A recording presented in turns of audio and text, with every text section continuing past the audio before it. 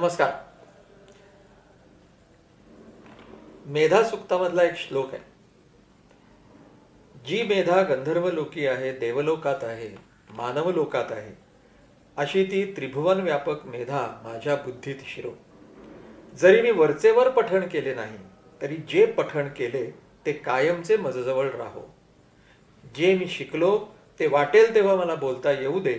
जे ऐकेन ते कायमचे ऐकल्यासारखे हो. त्यामुळे वरचेवर पठण न करणारा, पण जे पठण केलं ते कधीही म्हणता येण्यासारखं केले असल्यासारखं बोलून दाखवणारा, जे कायमचं ऐकलं ते ऐकल्यासारखं मनापर्यंत गेलेला, आणि जे शिकलेलं ते बोलता येण्यासारखा, असा दि गोवा हिंदू असोसिएशन या संस्थेचा एक निस्वार्थी निस्सीम कार्यकर्ता मराठी रंगभूमीवरती दि गोवा हिंदू असोसिएशन या संस्थेमधून त्यांच्या अनेक नाटकांमधून अनेक प्रकारच्या भूमिका करणारा, रंगभूमीशी निष्ठा आणि प्रामाणिकपणा बाळगणारा असा एक ज्येष्ठ कलाकार आज आपल्यामध्ये आहे. आणि या कलाकाराचा आयुष्यपट त्यांच्याच तोंडामधून आपल्यासमोर उलगडून दाखवण्याचा हा प्रयत्न आहे. या कलाकाराचं नाव अर्थातच मोहनदास सुखटणकर. नमस्कार. मोहनदास काका नमस्कार. मला सांगा, सुखटणकर म्हणजे तुम्ही गोव्याचे? बरोबर. म्हणजे आमच्या गावचे माशेल गावचा. तुमचा जन्म कधीचा आणि तुम्ही वाढलात कुठे? माझे वडील हे खरे माशेलात पहिल्यांदा वैद्यकीय व्यवसाय करत होते, पण त्यांनी अकस्मात ठरवलं वयाच्या 25व्या वर्षी की आपण आता कुठेतरी शहरात जाऊन केलं पाहिजे, या खेड्यात काही होत नाही तेवढं. म्हणून ते माझ्या आईला आणि एक बहीण तेव्हा जन्माला आलेली होती, ते तिघं म्हापशाला आले. आणि म्हापशाला त्यांनी एक दवाखाना उघडला. तो मला वाटतं 1924 मध्ये.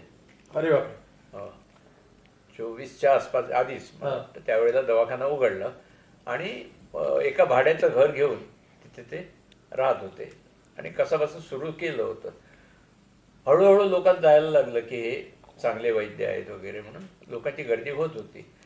पण यांचा स्वभाव मुळात असा होता की त्यांना ते पैसा हे काय चीज त्याच्याबद्दल काही त्यांना इतकी निरपेक्ष बुद्धी होती की कोणी 5 लोक आले, एखाद्याने तेव्हा 2 आणि 4 आणे वगैरे होते, एखाद्याने 1 आणा ठेवला किंवा एखाद्याने 1 रुपया ठेवला तरी तो सारखाच वाटायचा त्यांना.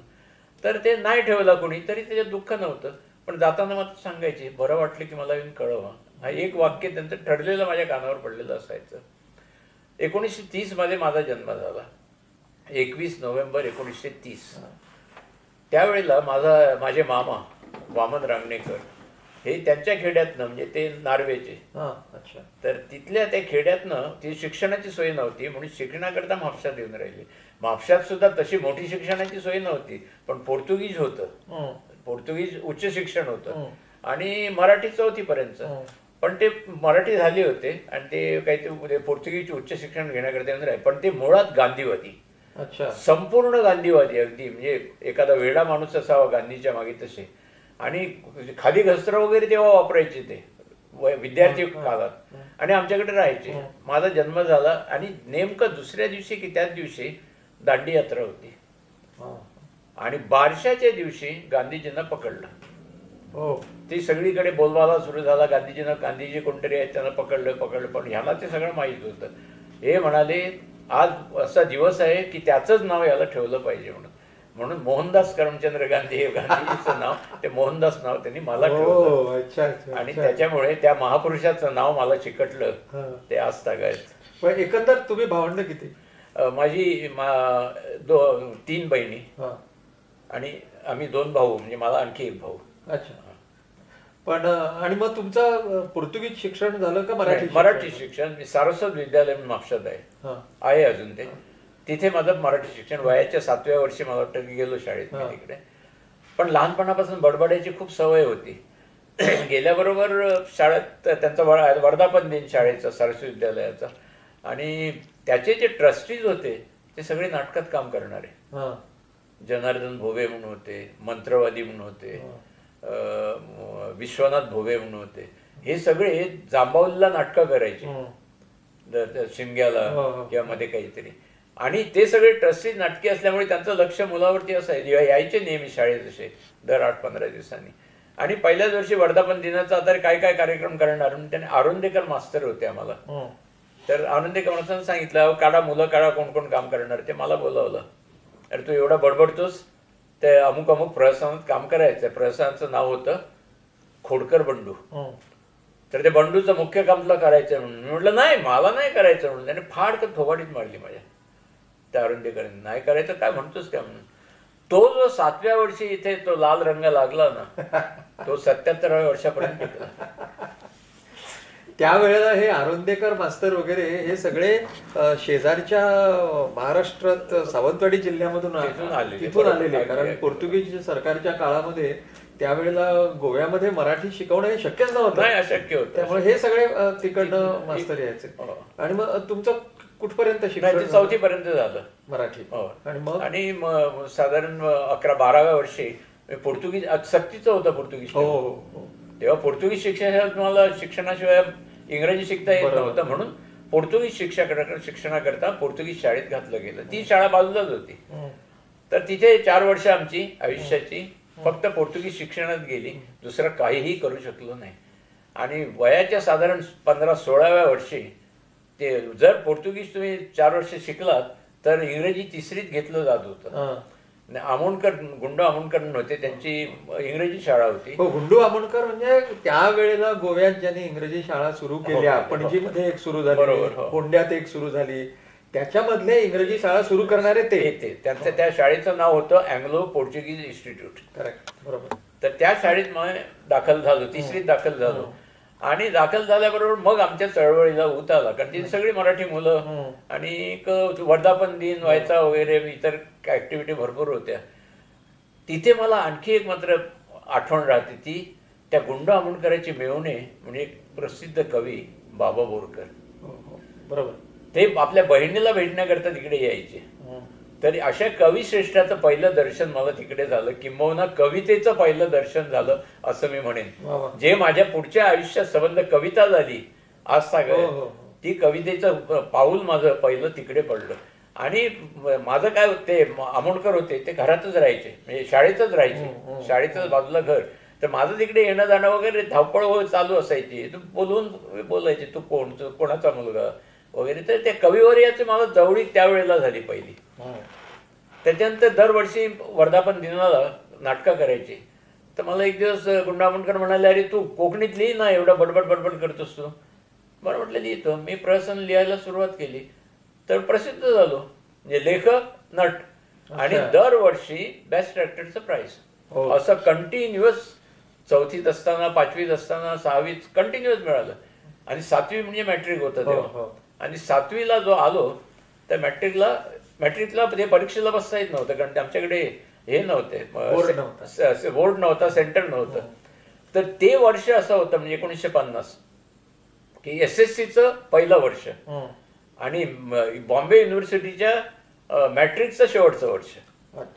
तर आम्हा मुलांना गोव्याच्या ती जी एवढी मुलं होती 30-40 आमच्या शाळेची, प्रत्येक शाळेची म्हणा, की तुम्ही आयदर मुंबईला जाऊन मॅट्रिकला बसा किंवा मुंबईला जाऊन SSC बोर्डाला बसा. दोन्ही परीक्षा एकत्र नाही आहेत, हे आधी आहे नंतर ती आहे म्हणून. पाहिजे तर दोन्ही फॉर्म भरा. तुम्हाला जर असं वाटलं की मी पोहोचणार नाही व्यवस्थित मुंबईला तर दोन्ही फॉर्म भरा. तर सुदैवानं मी कसे बसे माझ्या बहिणीनं मला, ती मुंबईला होती लग्न होऊन आलेली, तिनं मला पैसे दिले काही. ते पैसे मिळाल्यामुळे मी दोन्ही फॉर्म भरले. म्हटलं होईल ते होईल. आणि आलो मुंबईला, दोन्ही फॉर्म भरले मी, SSC आणि मॅट्रिक. आणि मुंबईला मी SSC झालो आणि मॅट्रिकही झालो. नाही, तुमच्या मुंबईच्या प्रवासाकडे थोड्या वेळानं अजून गोव्यात खूप व्हायचं आहे. तुम्ही म्हणजे म्हणालात तुम्ही आता की बहिणीनं आपल्याला पैसे दिले म्हणून, तुमच्या वडिलांची आर्थिक परिस्थिती कशी होती? ती वाईट होती अगदी. अच्छा. कारण त्यांना तो व्यवहार हा त्यांच्या आयुष्यात नव्हताच काही, त्यांनी त्याचा विचारच नाही केला. आर्थिक बाबतीत तर ते अगदीच हे होते. कारण मिळाले तर मिळाले पैसे, नाही मिळाले तर नाही मिळाले, आपण काहीतरी खाऊ, असं अशा पद्धतीचे होते. त्यामुळे आर्थिकदृष्ट्या आम्ही अत्यंत वाईट परिस्थितीत होतो. आणि मला एक त्यावेळीची आठवण राहते, ती आमची सुईण जिनं मला जन्म दिला. म्हापशात त्यावेळेला ह्याची गायनेकची हे नव्हती, हॉस्पिटल नव्हती, नर्सिंग होम नव्हतं, काही नव्हतं. केशरबाई नावाची एक सुईण होती. म्हणजे म्हापशातल्या जवळजवळ 95% लोकांना तिच्या हातून जन्म मिळाला. म्हणजे प्रत्येक घरी तिला ऑर्डर्स असायच्या. सकाळी अमक्याकडे जायचं बाळणपणाला, दुपारी अमक्याकडे इतकी ती आता जे डॉक्टर जसे बिझी असतात तसे अपॉइंटमेंट लागायचे तिच्या. आणि ती बाळणपण करायची. आणि त्यावेळेला बाळणपणाला पैसे देत नसत. ते काहीतरी लुगडं द्यायचे, नारळ आणि काहीतरी देत असत त्यावेळेला. ती सुईण येऊन बाळण करायची आणि ती नाळ असते आपली ज्याच्यावरती आपलं 9 महिने पोषण झालेलं असतं, ती नाळ ते त्या घराच्या मागे झाडाच्या खाली पुरायची. आणि हे ती करायची सगळं. म्हणजे आज मला त्या गोष्टीची आठवण एवढंच करता होते की मला असं प्रत्येक वेळेला दिसतं की माझा एक शरीराचा एक भाग, त्या नाळ हा शरीराचा भाग आहे, जरी कापलेला असला तरी तो भाग आहे. तो भाग माझा त्या खोरलीला जिथे माझा जन्म झाला त्या घराच्या मागे आहे. म्हणून मी पृथ्वीच्या पाठीवर कुठेही असलो, जगात कुठेही असलो तरी मला आठवण होते, अरे माझा भाग तिकडे एक आहे पडलेला, तिथे जाऊन भेटायला पाहिजे. म्हणून मला ओढ लागते ती गोव्याला जायची. कुठेही गेलो तरी मला असं वाटतं अरे जाऊन येऊया, ते तिकडे जाऊया ज्या घराची माझा जन्म झाला तिथे.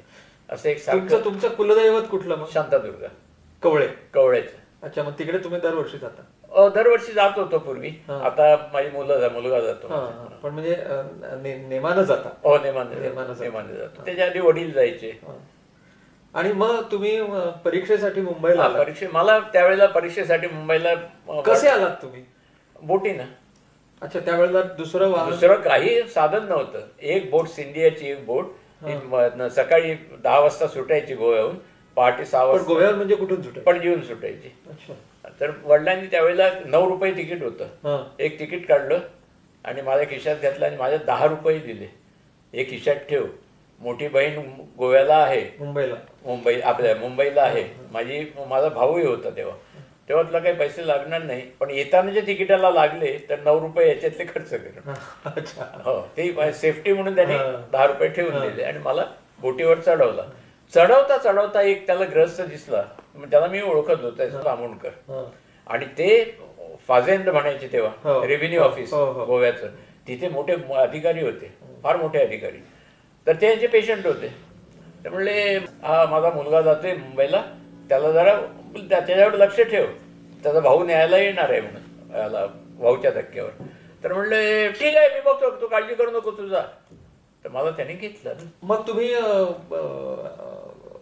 त्यांच्या आमोणकरांच्या हातातून सुटून तुम्ही मग तुमच्या भावाकडे गेलो. मग ते तुमचे मुंबईतले दिवस मग कसे होते? म्हणजे तुम्ही परीक्षेसाठी आला होता. मग ती परीक्षा झाली, मग ते पुढे कसं काय? मुंबईला आलो परीक्षेला. दोन्ही सेंटर्स बघितले. एक सेंटर मला याचा SSC बोर्डाचा एल्फिन्स्टन कॉलेजला आला होता आणि मुंबई युनिव्हर्सिटीचा VJTIला. या मोठ्या कॉलेजात माझं पाऊल पडलं पहिलं. दोन्ही परीक्षेला बसलो आणि दोन्ही परीक्षा पास झालो. शाबास. दोन्ही पास झाल्यानंतर माझ्या एक मनात आलं की गोव्याला परत जाऊन मी पुन्हा माझ्या ओझच माझ्या घरातल्या म्हणजे माझ्या वडिलांवर टाकणार. तर माझे हातपाय का हलवू नये? मी आता 20 वर्षाचा झालोय, तर काहीतरी हातपाय हलवून आपण काहीतरी करूया. आणि मुख्य म्हणजे काय की रंगभूमीचं जे काही ते ओढ होती चेहऱ्याला रंग लावायची, ती सगळी थांबली होती. तर ती इथे पुन्हा सुरू करता येईल, कारण मुंबई म्हणजे अगदी महासागर. तर त्या तळ्यातनं येऊन इथे आपण पोहायला लागूया असं एक मनात विचार आला आणि राहायचं इथे ठरवलं.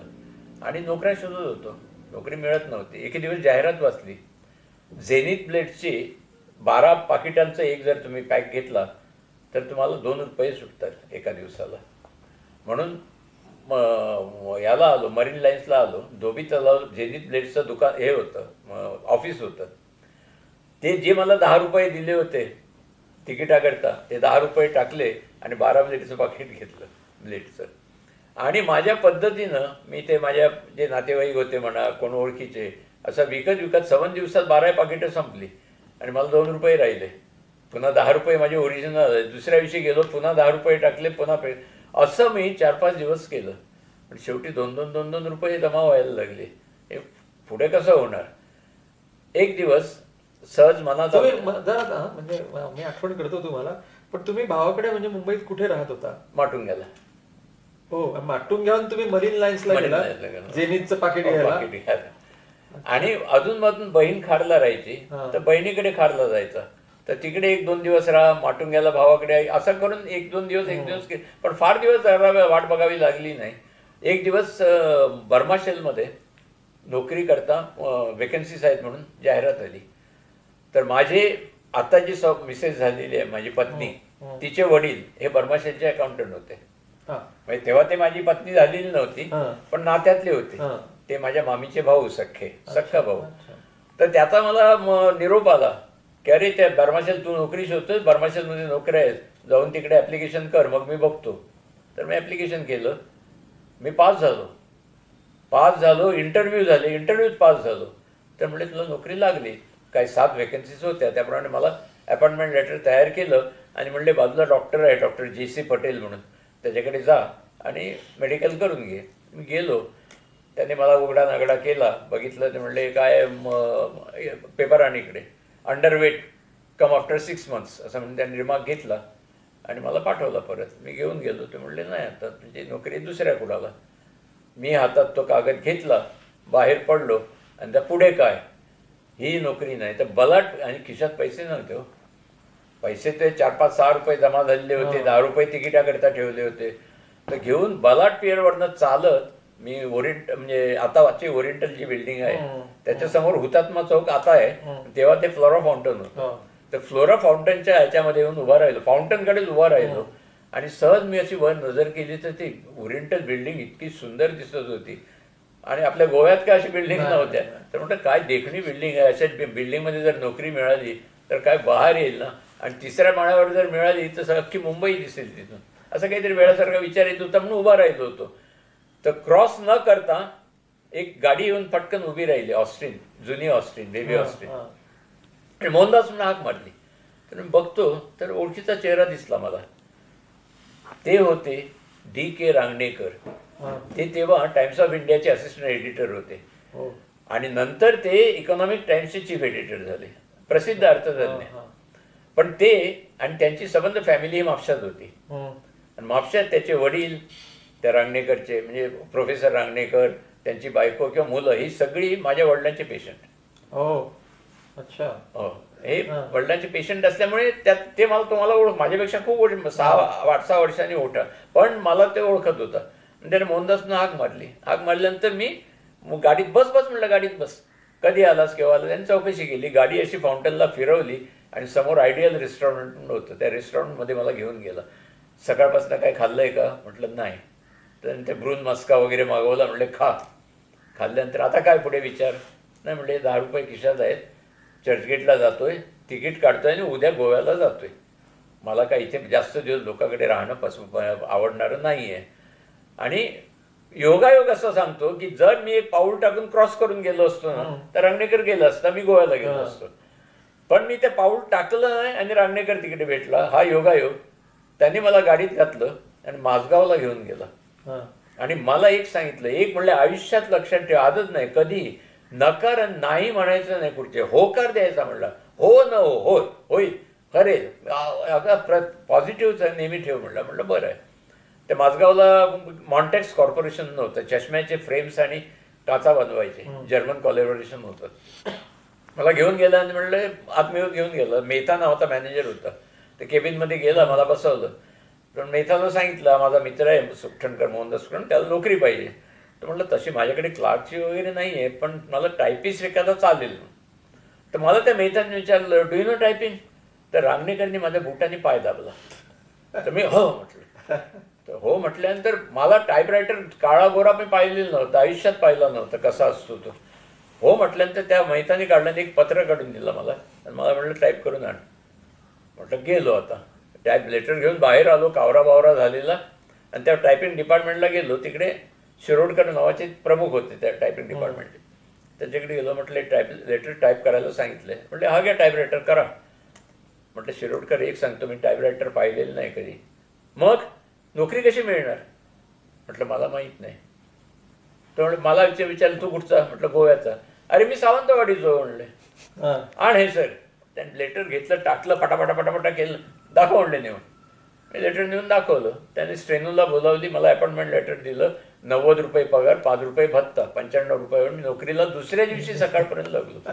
टायपिंग येत असताना टायपिंग पाहिलंच नव्हतं. बाहेर आलो. ते शिरोडकरने बोलावलं मला. दुसरा योगायोग सांगतो कशी माणसं भेटतात ते. शिरोडकर बोलला उद्या सकाळपासून तुला चाव्या ठेवतो इकडे, यायचं 9-10चं ऑफिस, 9ला यायचं, 9 ते 10 जसं मिळेल तसं टायपिंग करायचं. म्हणलं ते कोण बघायला येत नाही तू सिस्टमॅटिक करतो की नाही. टाईप अक्षरं आली की झाली. दुसऱ्या दिवशी सकाळपासून मी माझगावला 9 वाजता येत होतो, 9च्या ठोक्याला, आणि टायपिंग करत होतो. तिसरा योगायोग दुसऱ्याच दिवशी, म्हणजे एक दिवस गेलो मी, दुसऱ्या दिवशी संध्याकाळी माझगावहून मी ग्रँड रोड स्टेशनवरनं माझगावला ट्रॅमनं जायचं. तर ट्रॅमला 1 आणा पडायचा, जाताना 1 आणा, येताना 1 आणा. बरं, खर्च करायचे तर आधी खिशात तर पैसे पाहिजेत, सकाळी चहा तरी घ्यायला 1 आणा पाहिजे. असं करताना संध्याकाळी माझगावला आपल्या माझगावच्या ट्रॅममध्ये मला एक मुलगा भेटला. त्याचं नाव अँटन डिसोजा. तो म्हणला, अरे तू केव्हा आलो? म्हणलं असं सगळे हिस्सा सांगितलं. कुठे राहतो? म्हटलं कुठेच राहत नाही. अरे तू ये म्हणले माझ्याबरोबर घरी, आई बाबा आहेत तिकडे. त्याचे आई वडील हे माझ्या वडिलांचे पेशंट. अच्छा. म्हणजे गोव्यात असताना, आणि त्यांच्या गोव्यातल्या घरात आम्ही भाड्यानं राहत होतो. तर तिथे आणून त्यांनी घरी घेऊन आला माहीमला. माहीम स्टेशनच्या समोर छोटानी बिल्डिंग म्हणून आहे तिकडे, तिकडे तो घेऊन गेला. ते राहणं कसलं, गाळे होते, गाड्या ठेवतात ना तसे गाळे. तर 2 गाळे यांच्याकडे होते. ते एका गाळ्यात हे म्हातारी राहत होते, आणि दुसऱ्या गाळ्यात हे 2 मुलगे, दोघे अविवाहित. मला बाईन म्हणलं राहायला जागा नाही. तिसरा मुलगा म्हणलं ये तू उद्यापासून. दुसऱ्या दिवशी भावाला सांगितलं, बहिणीला सांगितलं, मला जागा मिळाली. तितक्यात या म्हातारीनं एक सतरंजी, एक उशी माझ्याकरता, एक भांडं ॲल्युमिनियमचं, हे सगळं घेऊन, म्हणजे कदाचित ख्रिश्चन असल्यामुळे मी त्यांच्याकडे पिणार नाही, खाणार नाही म्हणून एक भांडं निराळं माझ्या दुधाकरता, त्यांचे कपडे वापरणार नाही म्हणून माझ्याकरता असं इथे सगळं त्या बाईनं घेतलं, म्हातारीनं. आणि मी तिकडे राहायला लागलो. आणि त्या ख्रिश्चन कुटुंबात मी 3 वर्ष राहिलो. 3 वर्ष राहिलो. ती म्हातारी पहाटे 5ला उठायची, त्या भांड्यात दूध गरम करून मला ठेवायची, मला जबरदस्तीनं प्यायला द्यायची, आणि मग जा म्हणून सांगायची. मी चालत ग्रँड रोडला यायचं, आपल्या ग्रँड रोडला यायचं, आणि चालत माझगावला जायचं 1 आणा वाचवण्याकरता. पुन्हा माझगावहून चालत ग्रँड रोडला. असा माझं सगळं हे सुरू झालं. आणि 3 वर्ष त्यांच्याकडे मी राहिलो. अच्छा. एक फक्त म्हणजे माणूस कसा असतो ते सांगतो, माणुसकी सांगतो. एका रात्री प्रचंड थंडी होती, अगदी कुडकुडत होतो, आणि मी एक जी काही चादर होती ती अंगावर घेऊन झोपलो होतो. रात्रीचा मी 2 वाजता जागा जर होतो, तर ही म्हातारी बाई आता तो केरोसिनचा दिवा घेऊन आपल्या मुलांना पांघरून घालताना माझ्या अंगावरती पांघरून घालत होती. म्हटलं माझी आई असती तर हेच केलं असतं. मग माझ्या लक्षात आलं की आपण धर्म, जात, पात याच्या पलीकडचं एक नातं असतं, ते हे नातं. त्या नात्याचा मला अनुभव तिकडे आला. आणि त्याच्यानंतर म्हणजे तुमची आता नोकरी सुरू झाली होती? नोकरी सुरू झाली तिकडे. ती याच्यापर्यंत टिकली, म्हणजे साधारण मार्च पर्यंत केली तिकडे. म्हणजे सप्टेंबर, ऑगस्टला आलो होतो. August, September, October, November, December, जानेवारीत मी कन्फर्म झालो. मला 5 रुपये वाढले, पगार 100 रुपये झाला. आणि मार्च मध्ये कोणीतरी माझ्या बहिणीचे मिस्टरांचे नातेवाईक कोण, त्यांनी सांगितलं की ओरिएंटलमध्ये नोकरी एक वेकन्सी आहे म्हणून. तर ताबडतोब तिकडे जाऊन भेट. तिकडे गेलो, ऍप्लिकेशन केलं. मला त्याने इंटरव्ह्यूला बोलावलं. पहिला रिटर्न झालं, मग इंटरव्ह्यू झाला, आणि मला नोकरी लागली. तर कधीपासून 1 एप्रिल 1951 ये म्हणलं. इथे नोटीस दिली आणि तिकडे गेलो. आणि 1 एप्रिल 51ला त्याच ओरिएंटल बिल्डिंगमध्ये, जी मला बिल्डिंग आवडली होती, त्या बिल्डिंगमध्ये त्याच 3ऱ्या माळ्यावर मी उभा होतो आणि तिकडून मुंबई बघत होतो. म्हणजे तुम्ही 1-1.5 वर्षामध्ये एका बाजूनं तुम्ही मुंबईचं जात-पात धर्माच्या पलीकडचं जीवन बघितलं, आणि दुसरीकडे ज्या बिल्डिंग मध्ये तुम्हाला बसून नोकरी करायला आवडेल तीच नोकरी योगायोगानं तुमच्या नशिबात आलेली होती. यामध्ये तुमचं नाटकाचा वेळ मात्र अजून तुम्हाला पाहिजे तसं नाही, ते झालं करता येत नव्हतं. ते 1952 मध्ये सुरू झालं. अच्छा. ते कसं? 1952ला मी विचार केला की पुढचं शिक्षण तर घ्यायला पाहिजे. बरं, पुढच्या नाटकाच्या क्षेत्रात शिरायचं तर त्याला अप्रोच पाहिजे, कुठेतरी कुठच्या रस्त्यानं जायचं. तर कॉलेज हे त्यातल्या चांगलं रस्ता. आणि त्याच वेळेला मला कळलं की जय हिंद कॉलेज सुरू झालेलं, म्हणजे पहिलं वर्ष, आणि त्याच्या पहिलंच वर्ष 52 मध्ये. आणि त्या दिवशी त्यांनी ऍडमिशन घ्यायला सुरुवात केली होती. मी 60 रुपये जमवले होते एका वर्षात. 60 रुपये टर्म फी होती. तर ती खिशात घेतली 60 रुपये आणि जय हिंद कॉलेजकडे सकाळी लाईनला उभा राहिलो. तर उभा राहिल्यामध्ये सगळी जी माणसं होती जवळजवळ 90% सिंधी होते. सिंधी पंजाबी, सिंधीच जास्ती आणि 10% आम्ही इतर अल्पसंख्याक आम्ही. तिथे उभा राहिलो असताना सहज मागे वळून बघितलं, एक अत्यंत सुंदर पुरुष माझ्या मागे उभा होता. पुरुष म्हणजे मुलगा, अत्यंत देखणा मुलगा, छान असा आणि छान बोलणारा, हिंदी असा खानदानी बोलणारा वगैरे. तर मला तो मुलगा आवडला. मी त्याच्याकडे बघितलं, म्हटलं आपका नाम? म्हटलं बलराज दत्त. बलराज दत्त म्हटलं. अच्छा. म्हटलं आपका नाम? मला म्हटलं मोहनदास सुखटणकर. तर मला कुठे राहतो? म्हटलं मी माहीमला राहतो. तू कुठे राहतो? तर बैरामपाड्याला वांद्र्याला राहतो म्हटलं. त्याच्यानंतर दोघांनी मला म्हणलं किती रुपये पडणार? म्हटलं 60 रुपये. हां आहे म्हणलं मेरे पास. म्हणजे माझ्यासारखी त्याची परिस्थिती होती. तो कुठेतरी BST मध्ये नोकरीला होता काहीतरी आणि ते शेवटी पैसे भरले, आम्ही ॲडमिशन घेतली. हा बलराज दत्त म्हणजेच भावी काळातला, भविष्य काळातला सुनील दत्त. त्याचं नाव चित्रपटात त्याला घेतल्यानंतर त्याला सुनील दत्त असं म्हटलं, म्हणजे बलराजचं नाव काढून सुनील केलं. आणि तो पुढे मोठा नट झाला, नर्गिसशी लग्न केलं, त्याच्यापेक्षा मोठा झाला, खासदार झाला, केंद्राचा मंत्री झाला. तो मोठा झाला. आमच्या वाटा म्हणजे आपलं गंमत म्हणून त्याच्यानंतर तुमची कधी भेट झाली नाही? झाली. हो झाली. ज्याने नर्गिसशी लग्न केल्यानंतर योगायोगानं खारला ते नर्गिसचा एक फ्लॅट होता युनियन पार्क मध्ये. त्या युनियन पार्कच्या जवळच आम्ही राहत होतो, एक 5 मिनिटाच्या. तर तिकडे तो लग्न झाल्यानंतर नर्गिस बरोबर राहायला आला. त्याला 2 मुलं झाली. एकाचं नाव संजय दत्त आणि दुसरी नम्रता म्हणून मुलगी. त्या दोन्ही लहान मुलांना घेऊन तो आम्ही असे रस्त्यावर राहत होतो. ऍक्च्युअली रस्त्यावरतीच, म्हणजे बाहेर उभा राहिलं तर असा रस्ता. तर ते ओपन गाडीवरनं नर्गिसच्या गाडीतनं तो जात होता. तर त्याने मला बघितलं, हाक मारली. आज उतरून गेलो तर म्हणलं इथे राहायला आलोय मी, ही माझी 2 मुलं. तर ती संजय आणि नम्रता होती. असं एक 2-3दा दिसायचं. म्हणजे ओळख दाखवली त्याने.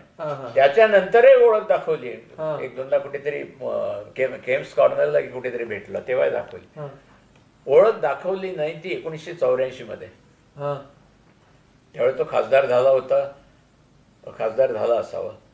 तर 1984 मध्ये आम्ही हैवदन नाटक घेऊन याला गेलो होतो बर्लिन फेस्टिवलला. आणि बर्लिन फेस्टिवलवरनं येताना आम्ही UK ला आलो. आम्ही UK ला आमचे 2 प्रयोग झाले 30 ऑक्टोबरला 29-30 आणि 31 तारखेला इंदिरा गांधीचं निधन झालं. त्याबरोबर आम्हाला ताबडतोब तुम्ही सगळे चला हिंदुस्थानात म्हणून आमच्या तिकीट आम्हाला दिल्या आणि आम्ही 1 नोव्हेंबरला सकाळी यायला निघालो. आणि आम्हाला सांगितलं की तुम्ही दिल्लीला उतरून फ्युनरल अटेंड करा. अच्छा. हो. पण आम्ही काय उतरलो नाही म्हणा. पण तिथे त्याच फ्लाईटला आम्ही असं विंडो शॉपिंग करताना मागे बघतो तर पुन्हा सुनील दत्त. त्यावेळेला ओळखलं नाही ते. तर म्हटलं त्याला आठवण करून दिली. म्हटलं हो म्हटलं त्याला आठवण झाली थोडीशी. पण नंतर त्याला फील झालं ते की मी जास्त ओपन झालो नाही. फक्त त्यावेळेला त्यांनी आत आला तो फ्लाईटमध्ये आणि लांब उभा होता. मी कुठे बसलोय बघत होता. तर माझ्या लक्षात आलं की हा बहुतेक मला बघतोय का म्हणून. तर मी असं नुसतं हात केल्यासारखं तो उठून आला पटकन आणि मला म्हणाला माझा मुलगा इकडे ट्रीटमेंट करता आहे लंडनमध्ये. म्हणजे हा संजय दत्त. त्या ट्रीटमेंट करता आल्यामुळे मला इकडे राहावं लागलं होतं. पण आज इंदिराजीचं असं झाल्यामुळे मला दिल्लीला जावं लागतं. तर मी दिल्लीला जातोय. तू कुठे जातोस? म्हटलं मुंबईला. कसं आहे वगैरे. मग त्यांनी चौकशी केली. ही एक त्याची शेवटची भेट. त्याच्यानंतर त्याची माझी भेट नाही. ठीक आहे. हे आपलं तुमचं जाता जाता मग तुम्ही जय हिंद कॉलेजमध्ये आलो? जय हिंद कॉलेजमध्ये आलो. पहिल्याच वर्षी तिथे डॉक्टर चारुशिला गुप्ते म्हणून होत्या. त्या मराठीच्या प्राध्यापिका आणि मराठीच्या प्रमुख होत्या. तर तिची खूप चळवळ, त्या चळवळी बाई होती. ती कॉर्पोरेटर होती त्यावेळेला, नगरसेविका होती. नंतर ती MLC झाली. तिचे संबंध मुख्यमंत्र्यापासून सगळ्या मंत्र्यापर्यंत. साहित्यिका होती ती, लेखिका होती चांगल्यापैकी. त्यामुळे तिचे साहित्यकाकडे सगळ्यांच्या ओळखी. त्यामुळे ती म्हणजे मला असं बोट धरून नेणारे प्रत्येककडे एक एक वेपनच झालं अगदी प्रत्येक वेळेला. तर ती म्हणाली आपण असं करूया, आपण मराठी वाङ्मय मंडळ सुरू करूया. म्हणलं करूया. म्हणजे जय हिंद कॉलेजच्या पहिल्या मराठी वाङ्मय मंडळाचे तुम्ही संस्थापक सदस्य झाले. हो, तुमच्यापासून ते सुरू सुरुवात झालं. झाली. बरं, मग या वाङ्मय मंडळाचा आणि तुमच्या नाटकाचा काय संबंध? सांगतो. मराठी वाङ्मय मंडळाची स्थापना ही नर फाटकांच्या हस्ते झाली होती. तर नर फाटकांची एवढ्या मोठ्या माणसांच्या भेटी झाल्या सुरुवात. आणि शांता शेळके प्रमुख श्रावण्या होत्या. तर शांता शेळके ह्या सिद्धार्थ कॉलेजला होत्या आणि त्या चारुशिलाबाईंची मैत्रीण असं म्हणून त्या आल्या होत्या. स्थापना झाली आणि ऑक्टोबरमध्ये भवन्स कॉलेजला आंतरमहाविद्यालयीन नाट्य स्पर्धा घेत होते. एकांकिका स्पर्धा सुरुवात पहिलंच वर्ष. आणि त्यांनी सर्व कॉलेजेसमधनं एंट्रीज मागवल्या होत्या. तर जय हिंद कॉलेजमध्ये आपण एंट्री द्यायची हे चारुशिला गुप्तेंनी एकदा सांगितल्यानंतर ते ठरलं. मग एंट्री द्यायची, एंट्री दिली. आणि काय करायचं तर मग एकांकिका अशी सापडत नव्हती कुठे. आणि त्याच्यात प्रमुख मी हे तर ठरलेलं तिचं चारुशिलाबाईंचं. ते तुला समोर ठेवून म्हणले काहीतरी करूया. मग ते भाऊबंदकीमधला एक अंक करावा असं ठरलं. तो बरोबर एकांकिकेच्या 45 मिनिटाचा होत होता. आणि त्याच्यात राघोबाची मी आणि एक सिंधू सोहनी म्हणून तिकडे होत्या, ती आनंदीबाई आणि रामशास्त्री कोणतरी होता एक. असं करून तो रामचंद्र वर्दे हे त्यावेळेचा दिग्दर्शक होते. तर त्यावेळेला मुंबईमध्ये दोनच दिग्दर्शक हे प्रसिद्ध होते या एकांकी हे बसवणारे. त्यापैकी एक रामचंद्र वर्दे आणि दुसरे नान सजगिरी म्हणून. तर समजा 18 कॉलेजेस असली तर 9 रामचंद्र वर्देकडे, 9 नान सजगिरीकडे अशी ती वाटणी होती. आणि कॉम्पिटिशन, प्रचंड कॉम्पिटिशन होतं. त्यामुळे रामचंद्र वर्दे GS मेडिकल कॉलेज, जय हिंद कॉलेज, विल्सन कॉलेज ही सगळी रामचंद्र वर्देकडे, नवीन कॉलेजेस सगळी नान सजगिरीकडे असा तो प्रकार होता. तर वर्देने हे बसवलं आणि एकांकिका बघतो तर काय तुला भवन्स कॉलेजला सांगू, तुफान पोरं सगळी, सगळ्या कॉलेजेसची जमली, बसायला जागा नाही. तिकीट होतं, 1-1 रुपये काहीतरी तिकीट होतं. आणि स्पर्धा म्हणजे येताना टॉमॅटो, अंडी हे सगळे घेऊन कॉलेजचे यायचे की दुसऱ्या कॉलेजची एकांकिका कशी पाडायची याची तयारी, पूर्वतयारी केलेली असायची. अशा परिस्थितीत मी तोंड दिलं आणि पहिल्या ते फायनलला 3 येतात ना त्याच्यात आम्ही आलो. त्यामुळे थोडासा दबदबा वाढला की 18 काय 22 कॉलेजेसमधनं 3 येतात फायनलला, त्याच्यात आमचं आलं. आता त्याला बक्षीस नाही मिळालं पण मला मात्र वैयक्तिक बक्षीस मिळालं. ते वैयक्तिक बक्षीस मला त्यावेळेचे गव्हर्नर KM मुन्शी म्हणून होते, डॉक्टर KM मुन्शी. त्या KM मुन्शीच्या हस्ते मला बक्षीस मिळालं. त्याची माझ्याकडे फोटो आहे. त्याच्यानंतर मग सुरू झालं, एकदा नाटकातला माणूस म्हणून सुरू झालं तिकडे. मग म्हणाले आपल्या प्रिन्सिपॉलने बोलावलं, जरा गाजावाजा झाला, याला बक्षीस मिळालं म्हणून. TK अडवाणी म्हणून होते, ते अडवाणी प्रिन्सिपॉल, ते नंतर व्हाईस चान्सलर झाले बॉम्बे युनिव्हर्सिटीचे खूप नंतर. तर त्यांनी बोलावलं. ते म्हणले आम्ही हॉस्टेल बांधतोय मागे, तर मराठी वाङ्मय मंडळातर्फे काहीतरी त्याला मदत करा. काय करू, काही नाटक करा, कॉन्सर्ट करा, काहीतरी करा, पण पैसे जमवून द्या. तर बरं आहे. पुन्हा चारुशिलाबाई काय करायचं, त्यामुळे नाटक करूया आपण. माझ्या ओळखीचे आहेत, कोण आहेत, आत्माराम भेंडे, बबन प्रभू आहे, तो नान सजगिरी आहे, सगळी मंडळी आपण आणू सगळ्यांना बाहेरच्यानं. आणि कॉलेजचे 1-2-3 म्हणजे तुम्ही म्हणले आणि आणखी एखादी मुलगी, बस. लग्नाची भेटी बसवलं. लग्नाच्या भेटीत आत्माराम भेंडे, बबन प्रभू, असे रमेश सजगिरी, रमेश चौधरी, नान सजगिरी, हे बाहेरचे सगळे तेव्हाचे प्रसिद्ध सगळे. आणि कॉलेजच्या पैकी आम्ही दोघं की तिघं, मी आणि आणखी एक. आणि मी गोकर्णाची भूमिका त्यावेळेला केली. आणि चारुशिलाबाईंच्या थोडंसं वजन असल्यामुळे रतनच्या निराचनला अध्यक्ष म्हणून बोलावलं, वालचंदचे बंधू. नाटक झालं, नाटक अप्रतिम झालं, छान बसवलं होतं, सुंदर नाटक झालं. नान सजगिरीच बसवलं, नाटक झालं. आणि रतनच्या निराचननी त्या 5,000ची देणगी दिली तेव्हाचे 5,000 1952 मधले. आणि चारुशिलाबाईंना विचारलं बाजून, तो गोकर्ण कोण केला होता, तो कुठे आहे. तर मी आतमध्ये होतो, मला बोलावला, तर आपला गुच्छ काढून मला दिला. मला आवडलं. तर ते लग्नाची भेटीचं पार पडलं त्यावेळेला. असा म्हणून मी नाटकात रंगभूमीवर थोडं, त्यावेळेला मोहनदास सुठणकर हे नाव थोडस म्हणजे मराठी क्षेत्रात माझं नाव झालं आणि हिंदी क्षेत्रात सुनील दत्त, अशी 2 माणसं त्या क्षेत्रात अख्ख्या जय हिंद कॉलेजमध्ये नावारूपास आली, लोक ओळखायला. मग त्याच्यानंतर कॉलेजमध्ये असताना मग तुम्ही कॉलेज सोडलं? कॉलेज नाही सोडलं. 53 मध्ये प्रेमसन्यास केलं. हो, दिलं. त्याच्यातही मला वैयक्तिक मिळालं. मग 54 मध्ये 54 की 55ला अंमलदार नाटक पुलं त्यावेळेला करायचे आणि ते बंद केलं होतं. 1-2-3 प्रयोग करून बंद केलं. तर चारुशीलाबाई म्हणली पुलंची माझी ओळख आहे, आपण अंमलदार करायचं. त्याप्रमाणे पुलांना बोलावलं. पुलं म्हणाले करूया.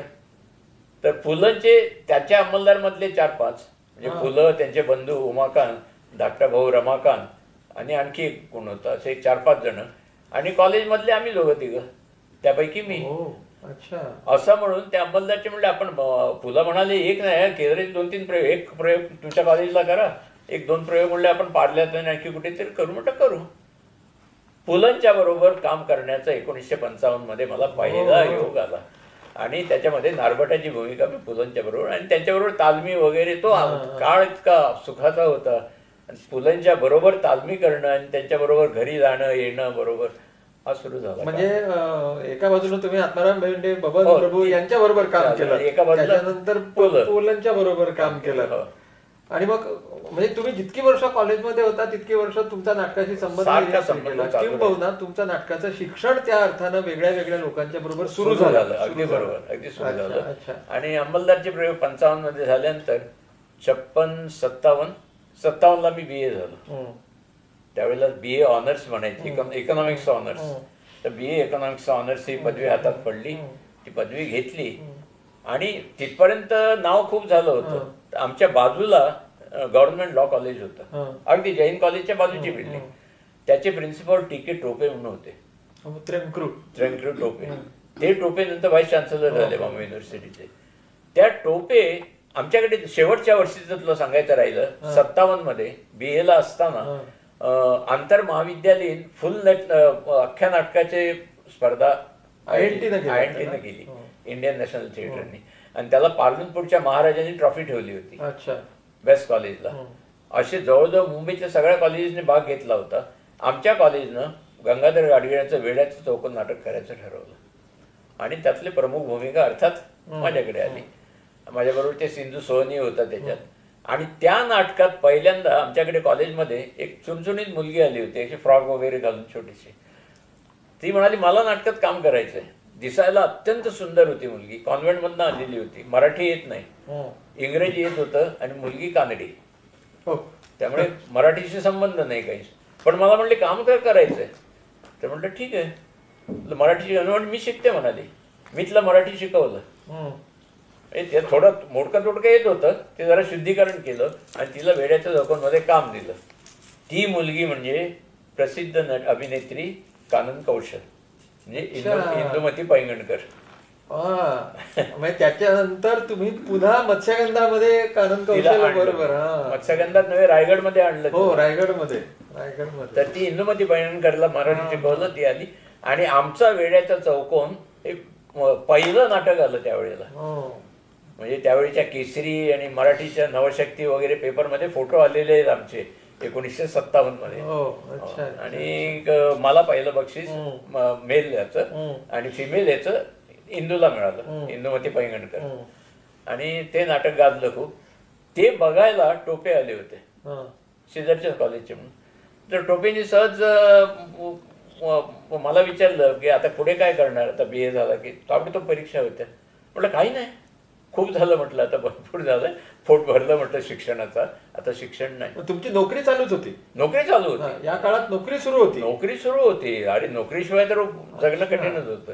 नोकरी म्हणजे कशा पद्धतीनं नोकरी होती. पगार सगळा 110 रुपये सकाळी. इन्शुरन्स मधली? इन्शुरन्स मधली, ओरिएंटल इन्शुरन्स, म्हणजे 51 ते 56. 110 रुपये नंतर ते 115, 120 वगैरे होत गेले. पण 110 नोकरीनं सुरुवात. सकाळी 1 चहा घेऊन यायचे, 1 चहा. दुपारी 1 आणा, दुपारी 1 आण्याचा 1 चहा, 1 आण्याचा 1 पाव आणि 1 आण्याची भाजी बटाट्याची. 3 आणे दुपारी, 1 आणा चहा सकाळी आणि संध्याकाळी ऑफिसमध्ये 1 आण्याचा चहा. दिवसाला 4 आणे खर्च. असा तो मी वेळ ठरवलं होतं. आणि असं मी काय रात्रीचं खानावळीत 25 रुपयाचं कुपन घेऊन ते 30 दिवस जेवण मिळायचं. 1 रुपयाला जेवण. असं 30 दिवस जेवण मिळायचं. पण मग कॉलेज कधी करायचं? कॉलेज सकाळी 7:30 ते 10:30 कॉलेज. अच्छा, सकाळी कॉलेज. सकाळी कॉलेज. म्हणजे मी 53 पर्यंत माहीमला होतो. सकाळी 6:30ला निघायचा, 6:15ला चर्चगेटला, धावत कॉलेजात, 9:15 वाजले की कॉलेजमधला मागे बसून पळायचा, तिथून धावत ऑफिसला, म्हणजे 10:30ला पोहोचून सही करणे. अच्छा अच्छा अच्छा. हे मी BA पर्यंत केलं. 54-55ला ग्रँट रोडला राहायला आलो, तेव्हा साधारण 6:30ला निघायचा, 7ला पोहोचायचा आणि इकडे 10:30ला. हे कॉलेजचं चालू राहिलं. आणि ते करताना 57 मध्ये वेळाचं चौकन झालं आणि मला टोपे म्हणाले की तुम्ही काय करायचं. म्हटलं नाही, मला शिक्षण पुढे घ्यायचं नाहीये, आमच्या कॉलेजमध्ये याल का. म्हटलं येतो. झालं, तेवढं विसरून गेलं. ते नाटकाच्या ठिकाणी काही दिवसांनी, 1 महिन्याभराने, म्हणजे कॉलेज सुरू होतं जूनमध्ये, तर जूनच्या सुरुवातीला SN देसाई म्हणून तिकडे प्राध्यापक होते गव्हर्नमेंट लॉला. ते माझ्याकडे ऑफिसमध्ये आले. मला म्हणाले टोपे साहेबांचा निरोप आहे. म्हटलं काय, तुम्ही आमचं कॉलेज जॉईन केलं पाहिजे. म्हटलं अशक्य आहे, तुम्ही बोलूच नका. म्हटलं माझ्याकडे पैसा नाही आहे, तुमची फी भरायला हवी. कोणी सांगितलं म्हटलं फी भरायची म्हणून? फी नाही भरायची, तुम्ही कॉलेजमध्ये दाखल व्हायचं, तुमचं नाव पटावरती असणार, तुम्हाला सगळ्या फॅसिलिटी कॉलेजच्या मिळतील, फक्त फी तुम्ही भरायची नाही, पण तुम्ही शिकायचं. म्हटलं असं असेल तर बरं आहे.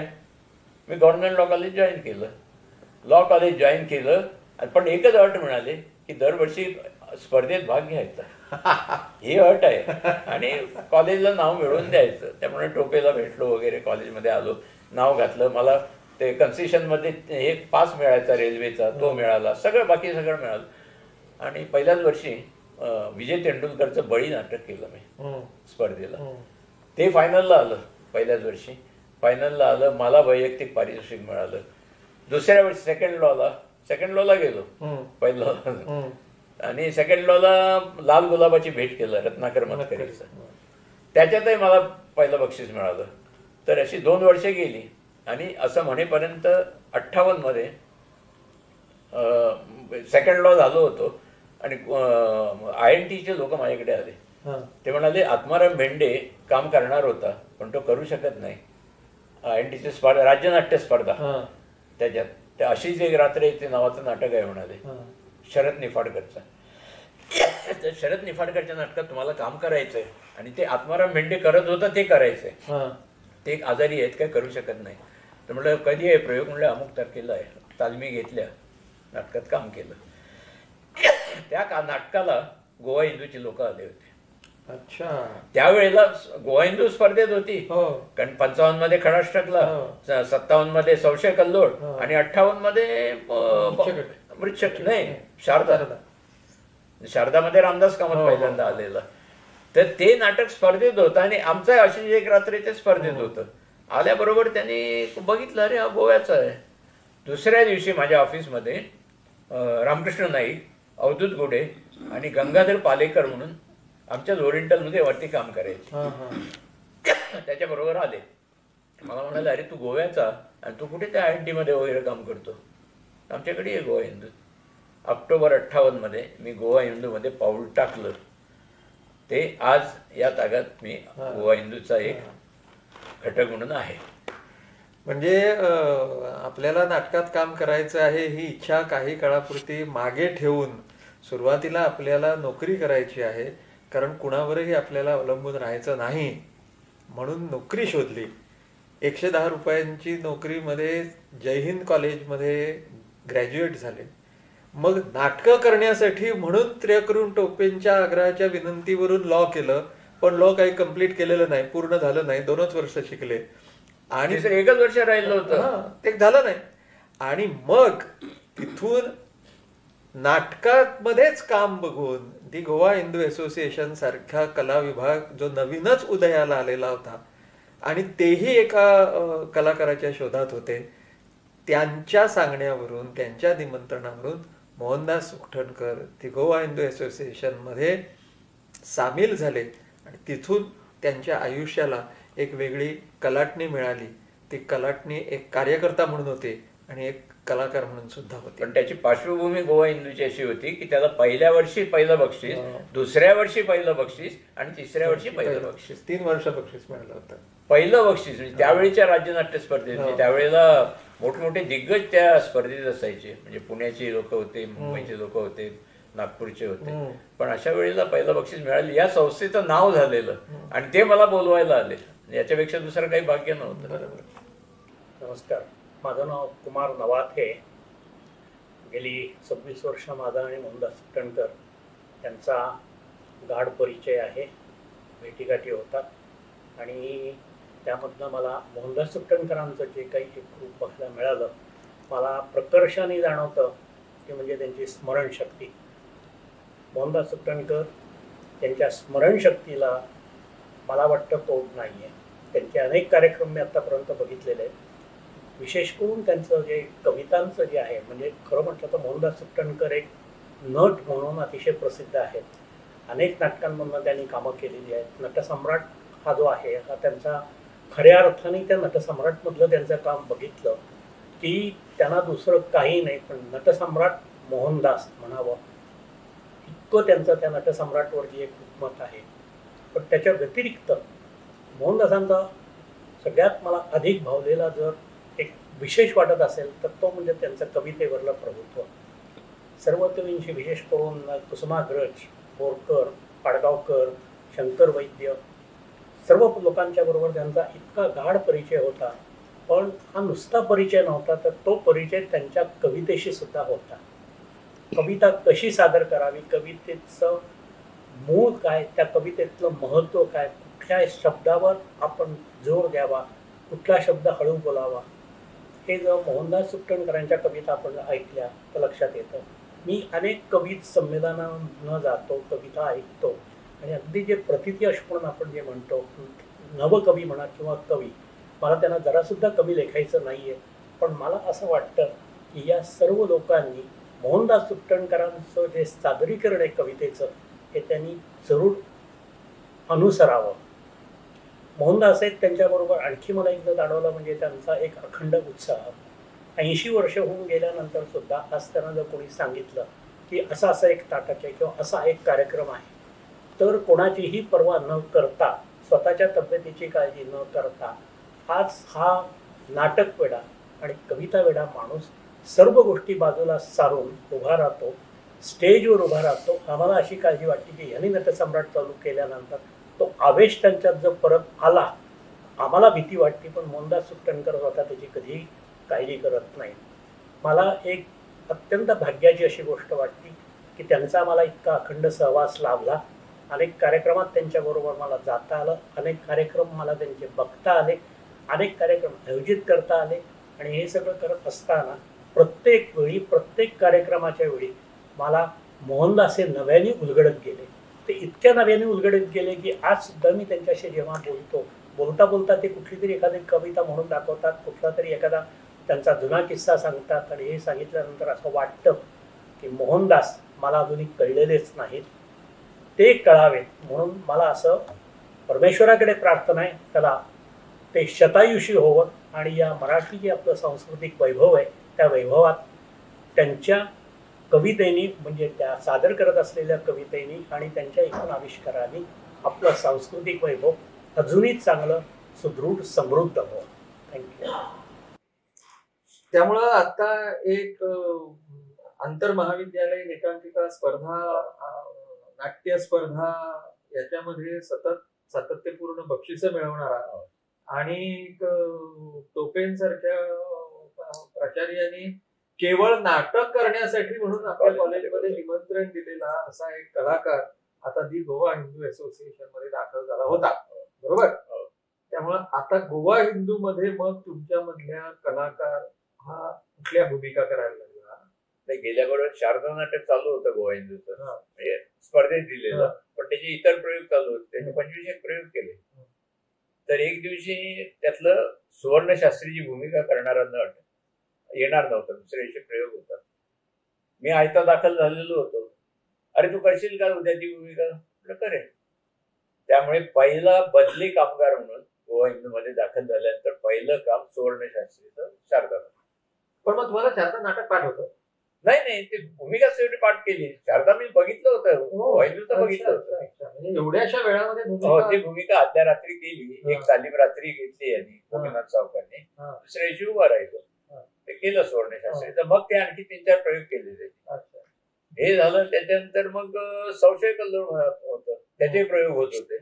त्याच्यामध्ये तो शिरगाव म्हणून एक दिवस येणार नव्हता काहीतरी, आयत्या वेळेला भादव्याचं काम करा, बदली भादव्या. ते बदली कामकरचं काम सारखं चालू राहिलं. मग शारदा झालं, संशय कल्लोळ झालं, मग वृक्षकटिक आलं, त्याच्यातही काम केलं, आणि मग आलं होनाजी बाळा. त्याच्यात मात्र मला मूळ भूमिका जाण्याची, म्हणजे अर्थात माझी मूळ म्हणण्यापेक्षा ती खरी शंकर घाणेकर करत होता साहित्य संघाचं जेव्हा होनाजी बाळा आलं तेव्हा. पण त्याच्यानंतर आम्ही केलं, याच्यात आमच्यात प्रसाद सावकार होता. प्रसाद सावकार, आत्माराम बेंडे आणि मी जाण्याची भूमिका. ती शंकर घाणेकर तिकडे करत होता, तिकडे मी करत होतो. आणि त्या नाटकाचे थोडे प्रयोग झाले. त्या संगीत नाटकातून खूप गाजलं त्यावेळेला. पण त्याच्यानंतर 2 सामाजिक नाटकं आली गोवा हिंदूकडे. एक भालचंद्र मडकईकर म्हणून होते गोवा हिंदूचे सभासद. ते एक नाटक घेऊन आले, त्याचं नाव मरणात खरोखर जगत. ते करायचं ठरवलं. रघुवीर नेवरेकर तेव्हा आमच्याकडे होते. ते म्हणाले मी बसवतो. रघुवीर नेवरेकर ते बसवलं.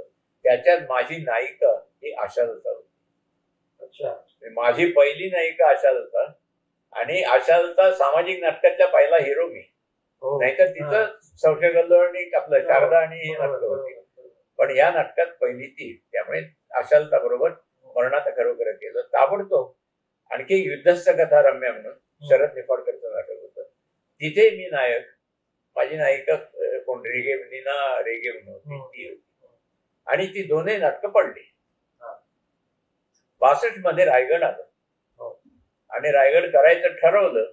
आणि म्हटलं इथे मी हिरो होतो, तिथे कुठेतरी मला बाकीच्या छोट्या भूमिका खूप होत्या. अण्णाजी होता, मोरोपंत होता, जाधवराव, हे सगळी मंडळी होती. आता कुठचं तरी काम मिळेल, पण ते मिळालं नाही. आणि रायगडच्या तालमी सुरू झाल्या. दत्ताराम बापूंनी तालीम सुरू केल्या. नाटक बसलं. नाटकाचा पहिला प्रयोग 26 ऑक्टोबर 1962 भारतीय विद्याभवनमध्ये झाला. प्रयोग चालू झाला. 2 अंक झाले. 3ऱ्या अंकात अण्णाजी दत्तला दोऱ्या बांधून शिपाई घेऊन जातो असं स्टेजवर, असं ते हे होतं. आणि तिसऱ्या अंकाची 2 घंट्या झाल्या. ते 3री घंटी आता देणार इतक्यात आमच्या मेकअप मंच्या लक्षात आलं की त्याला धरून देणारा शिपाई कुठे आहे? शिपाईच नाही. आणि बॅकस्टेजला मी बॅकस्टेजवर होतो एकदम, म्हणजे नायकावरनं बॅकस्टेज होतो. तर बॅकस्टेजवरनं प्रमोशन कुठे मिळालं तर त्या सीताराम मराठे मेकअप मन होता, बोलावला.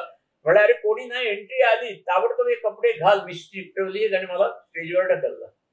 आणि स्टेजवर मी नायकावरनं शिपाई म्हणून गेलो.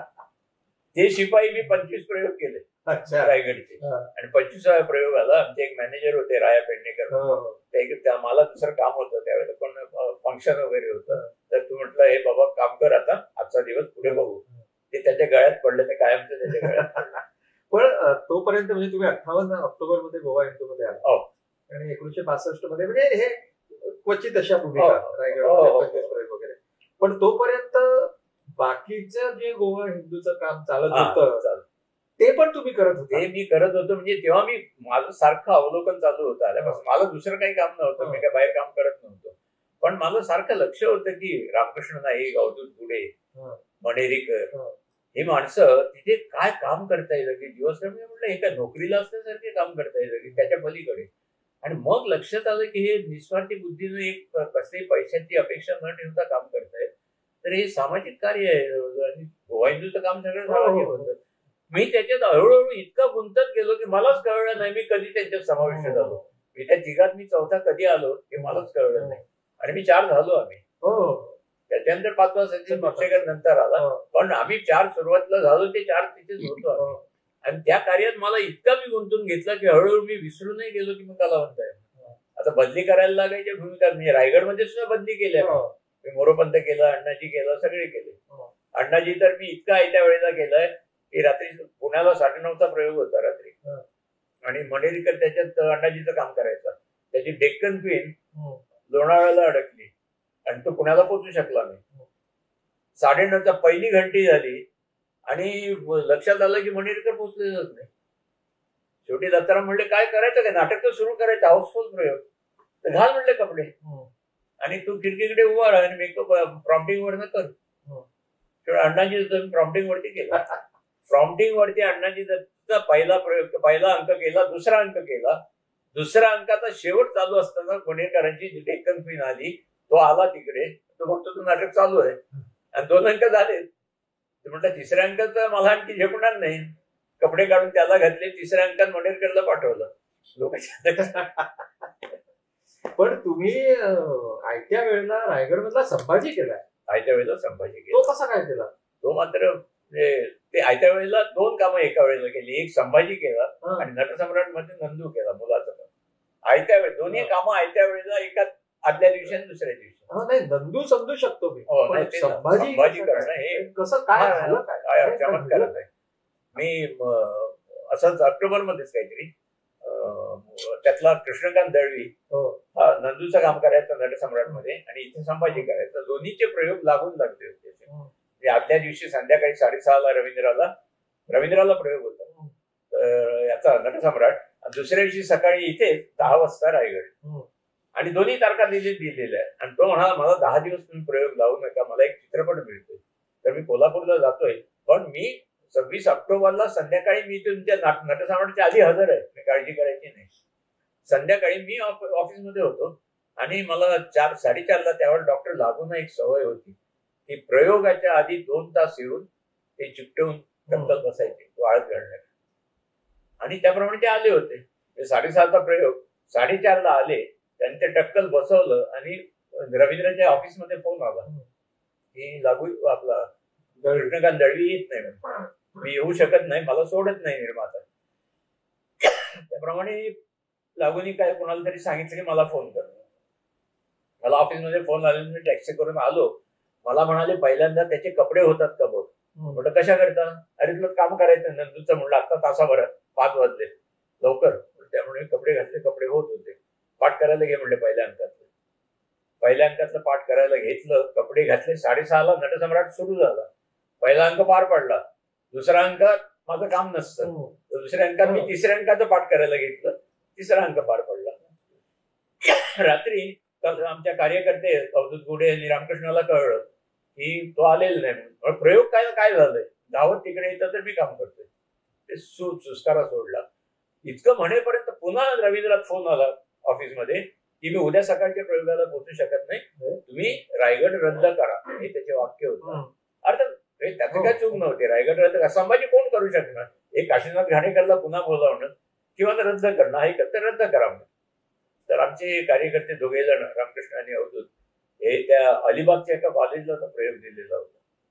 तर नानासाहेब कुंटेकडे गेले आणि बाबा प्रयोग रद्द करावा लागतोय असं येतं. म्हणलं कोण संभाजी दळवी, आम्ही काय ओळखत नाही, एक प्रयोग करा किंवा आम्ही सुविनीरचे काहीतरी 25-30 हजार आणि 10,000 तिकिटाचे असे 45,000 रुपये जमा ते ठेवा, नाहीतर प्रयोग करा. दोपैकी पर्याय नव्हता. दोघं आले आणि नटसम्राट संपला. शेवटचा पडदा पडला, मी स्टेजवरनं आत आलो तर रामकृष्ण नाईक म्हणाला, अरे सकाळी तो येत नाही, तू करतोस का? आणि मी इतकं अनाहूतपणे म्हणून गेलो, हो करेन ना. आणि मला कल्पना नाही, मी हो म्हटलं म्हणून मी आत गेलो, मला मेकअप काढला वगैरे, परत आलो. एवढ्या त्यांनी पुस्तक आणलं होतं. मला म्हणाला हे पुस्तक घ्या. म्हटलं काय घ्या? सकाळी म्हणले संभाजी. मला अक्षरशः दरदरून घाम फुटला अंगात. माझ्या इलेक्ट्रिकचे असे हे जातात ना, तसं व्हायला लागलं काहीतरी. मी काय करावं कळेल ना. घरी फोन केला की मी काही येत नाही आणि मी बपू काळेच्या घरी गेलो, तो दादरला राहायचा. त्यांना म्हटलं जर बाहेरच्या गॅलरीत मला लाईट लावून दे, मी इथं बसतो, उद्या सकाळी माझ्यावर हा प्रसंग आलाय. रात्री साधारण 12 ते पहाटे 5 वाजेपर्यंत संबंध रायगड वाचून काढलं, नुसतं वाचून काढलं. 5-5:30ला आंघोळ केली आणि तसाच उठून रवींद्रात त्यावेळेला याचा टागोरांचा पुतळा होता खाली, तर टागोरांच्या पुतळ्याच्याकडे येऊन बसलो. 6:30 वाजले होते. माझं नशीब इतकं थोर की दत्ताराम बापू पुण्याचा सौभद्राचा प्रयोग आटोपून मद्रास मेलनं आले होते आणि ते वसईला जायच्या ऐवजी इथे प्रयोग आहे म्हणून चालत दादर स्टेशनवरनं रवींद्रात आले. 6:30ला ते असे डोळे मिचकावत आले, कोण मोहनशेठ म्हणायचे, मोहनशेठ तुम्ही सकाळी 6:30ला काय झालंय? काही नाही म्हटलं, नंतर सांगतो, तुम्ही आटोपून या. नाही म्हटलं, काय झालंय ते सांग ना. तर म्हटलं, असं असं कृष्णकांत दळवी येत नाही. म्हटलं सांगतो. त्याच्या चेहऱ्यावर कसलाही ताण नव्हता, काही नव्हतं, शांत चेहऱ्याने हसत हसत हसत मुखात, मग तू करतोस ना. आणि त्याने नुसता हा हात फिरवला. चमत्कार सांगतो, 10 हत्तीचं बळ. काळजी करू नको म्हणलं, मी आता आलो आंघोळ करून. रवींद्रात त्यांनी आंघोळ केली, बाहेर येऊन माझ्याकडे बसले आणि बोलला, एक पहिल्या प्रवेशापासून सुरुवात कर, बोलत राहा. मी बोलत राहतो. तर शिवाजी संभाजी झालंय, तेवढ्यात ही आली, नलिनी तोंडकर होती सुवई, ती आली, तिच्या बरोबर असे करून प्रवेश करत करत 9 वाजले. 10चा प्रयोग. म्हणले बस आता मेकअपला. आता म्हणले तो सगळं केला, मेकअप केला. आणि काय चमत्कार तुला सांगू, म्हणजे कोणालाही सांगितलं तर विश्वास बसणार नाही. नाटक कसं पाठ झालं होतं हे मलाच कळलं नाही. 4 प्रॉम्प्टर ठेवले होते, मला काहीही ऐकू येत नव्हतं, एक शब्द ऐकू येत नव्हता, पण एकही वाक्य न चुकता अख्खा संभाजी मी केला. नाटकाला त्या टाळ्या मिळाल्या, ते सगळं मिळालं. आणि दुसऱ्या अंकानंतर त्यांचं फंक्शन होतं कसलं तरी त्या कॉलेजचं, शाहू मोडक आले होते. ते आत आले भेटायला. हा, हल्ली तुम्ही करता काय संभाजी? हल्ली नाही म्हटलं, आजच करतोय. तर असं झालं त्याविषयी. प्रयोग झाला. प्रयोग संपताना माझ्यापेक्षाही मोठी गोष्ट काय झाली असे माझ्या आयुष्यात सांगतो. दत्ताराम बापूची एक सवय होती की आपलं काम संपलं, शिवाजीचा मृत्यू झाला की फटकन आज जायचे, पटापट कपडे काढायचे, मेकअप पुसला, कपडे घातले की ते वसईला पळायचे खांद्यावरती. मला वाटलं त्यांचा तिसऱ्या अंकातला दुसरा प्रवेश संपला, हे ते गेले असं. आणि माझा प्रवेश सुरू झाला. नाटक संपलं, पडदा पडला आणि काहीतरी अंगातनं जावंच नाही, काहीतरी हे आले, चक्कर आल्यासारखे आले. मी धाडकन पडलो खाली. तर नलिनी तोंडकरनी पटकन पाणी आणलं आणि मला मागून कोणीतरी असा उचलला आणि असं उलटा करून मला घट्ट धरलं. हे होते दत्ताराम बापू शिवाजीच्या वेशात. त्यांनी एक्झिट घेतली आणि त्याचे कपडे न काढता बदलता ते विंगेत उभे राहिले. हे मला सगळं बापू काळेने सांगितलं. कारण बापू काळे सकाळी माझ्या मागोमागे गणपतीची मूर्ती घेऊन दुसऱ्या विंगेत उभे होते. याने तुला बुद्धी द्यावी म्हणून. कोणाकोणाचे काय काय श्रद्धा असतात. ते म्हणाले माझ्या बाजूच्या विंगेत दत्ताराम बापू उभे होते. ते म्हणले त्यांची एक्झिट झाली शिवाजीच्या मृत्यूची. एक्झिट झाल्यानंतर ते जे विंगेत उभे राहिले ते आता म्हणे पडदा पडेपर्यंत उभे होते म्हणले. आणि त्यांनी येऊन मिठी मारली. मी एका लहान मुलासारखा रडलो त्यांच्या खांद्यावर मान ठेवून. आणि काय झालं कोणाच ठाऊक, पण हा चमत्कार घडला त्या दिवशी. त्या रायगडमध्ये संभाजीचे एक अप्रतिम स्वगत आहे, समज, तो जरा आम्हाला ऐकवा ना. स्वगत समज, आपण आमचा तो केवळ एक समज मानताय. युवराजनी तुम्ही थोरा घरी जन्मलात. आबासाहेबांच्या लाडक्या सूनबाई म्हणून आजवर या रायगडावर थाटामाटात वावरलात. आमच्या पोरक्या जीवनाची दर्दभरी कहाणी तुम्हाला नाही कळायची. आम्हाला जाण आल्यापासून ठाऊक आहे आबासाहेबांच्या डोळ्यातील धाग. आमच्या मौनावर कोरली आहे त्यांच्या ओठावरती सुन्न जरब. आमच्या पोटात अजून कालवतंय त्यांचं छत्र, त्यांचं सिंहासन, त्यांची राजमुद्रा. आग्राहून सुटकेच्या प्रसंगाची याद आली की रक्त जळू लागतं, मस्तक फुटू लागतं, पोटात आतडी तडतडात तुटू लागतात. एक 8 वर्षाचा कोवळा पोर आबासाहेबांच्या पाठोपाठ उन्हात अनातून दिवस रात्र भटकताना अजून आमच्या डोळ्यासमोर स्पष्ट दिसतोय. अंगात ज्वर भरला, पायाला तळतळून फोड आले तरी हुक वाचू नये. अपरात्री एका ब्राह्मणाच्या घरात मुक्काम पडला. मध्यरात्री खलबत सुरू झालं तेव्हा निराजी पंत सल्ला देतात, सही सलामत सुटायचं असेल तर युवराजांना इथंच सोडून आपण दौड केली पाहिजे. आज माझघरात ग्लानी येऊन तळमळत पडलेला कोवळा पोर ते शब्द ऐकतो आणि तसाच धडपडत बाहेर धावतो. आबासाहेबांच्या कमरेला मिठी घालीत तो दीन मना मुंतरेनं हंबरडा फोडतो. आबासाहेब, आम्हाला एकट्याला टाकून तुम्ही नाही नाव जाणार.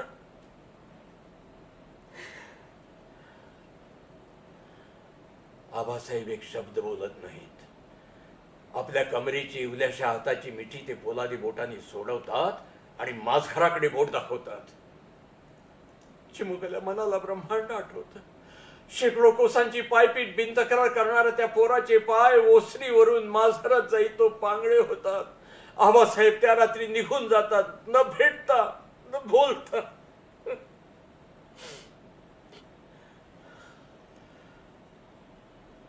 युवराजनी आम्ही एकच सवाल पुसतो, आम्ही आमच्या पुत्राशी असे वागतो तर आपण आमची संभावना कशी गेली असती. तुम्ही बोलता बोलतात काका असं म्हणाला, तुमचा नटसम्राट आणि याच्यामध्ये तुम्हाला काम करायचं होतं, तेव्हा घरी जाता येणार नव्हतं, तुम्ही काळेंच्याकडे गेलात आणि घरी कळवलं. घरी कळवलं म्हणजे कुणाला कळवलं? बदलीला अर्थात मध्ये महत्वाचा भाग राहिला सांगायचा की माझं 20 डिसेंबर 1961 ला लग्न झालं. अच्छा. ज्या दिवशी गोवा स्वातंत्र्य झालं. बरोबर. आणि आम्ही तुरुंगात गेलो. जे माझे मामीचा भाऊ होता त्याचीच मुलगी होती. त्याचं पहिलं नाव काय? देसाई. अच्छा.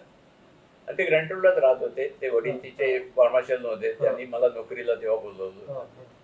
तर त्यांनी प्रपोज केलं, लग्न झालं आणि 20 डिसेंबरला आमचं लग्न झालं. आणि आम्ही खारलाच राहत होतो तेव्हा.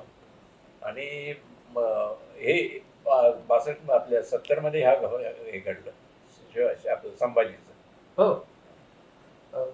त्याच्यानंतर मग मत्स्यगंधा नाटक गोवा हिंदू 1966 64 सॉरी 64 1 मे 1964 त्याच्यात तुम्ही चंडोलची भूमिका करत होता. मग ती करत होतो ना. ती नवीन होती का बदली होती? ती पुन्हा बदलीच होती. कशी काय? म्हणजे रायगड बदली झाला सगळं. त्याच्यानंतर संभाजीचे आणखी 2 प्रयोग केले मी. अच्छा. हो. असे तो असा झाला नाही म्हणून आम्ही केलंय ना. मग त्यांना सवय झाली काहीतरी तुम्ही. ते झाल्यानंतर चंडोलची भूमिका करावी अशी माझी इच्छा होती. मनोमन इच्छा होती. मला ती आवडली होती. वाचन जेव्हा कानिटकर करायचे अप्रतिम वाचन करायचे. असा वाचन करणारा मी नाटककार अजून पाहिलेला नाही. इतका अप्रतिम वाचन करायचं. स्वतः भूमिका उभी करायचं होतं. म्हणजे दिग्दर्शकांचं काही काम ठेवत नव्हतं. तर कानिटकरांची वाचताना मला आवडली होती. पण कार्यकर्ता कार्यात गुंतून गेलेलो सांगता येत नाही. आणि दत्ताराम बापूला आपले सगळ्यांनी बाकी कार्यकर्त्यांनी नावं सुचवली. अमुकाणात ते विनायक पै आणला. तालमी सुरू झाल्या, नाटक झालं, प्रयोग झाला. पुन्हा बॅक स्टेज आहे. 1 मे 64 ला बॅक स्टेज आहे. पण दुर्दैवानं त्यावेळेला मत्स्यगंधात सुरुवातीच्या पडत आलं एकदम. ते इतकं पडलं की आता ते बंद करावं असा निर्णय अधिकृतरित्या घेतला गेला. पण त्याच्या आधी आपण प्रत्येक नाटक आम्ही गोव्याला नेऊन आणायचं. तर गोव्याला एक आपण 3-4 प्रयोग करून परत आणूया आणि मग बंद हे ठरलं. आणि मग दौरा जो ह्याच्यापर्यंत होता, पहिल्यांदा कोकणात होता, तिथपर्यंत केला आणि गोव्यात गेले. आणि त्याच्यात चंडोलची भूमिका करणारा विनायक पै हा मुंबईत आला. तो कुठेतरी नोकरीला होता. तिथून त्याला सुटका होईना. आणि मडगावला पहिला प्रयोग मडगावचा सकाळी 11-11:30 वाजता त्याचा टेलिफोन आला मडगावला.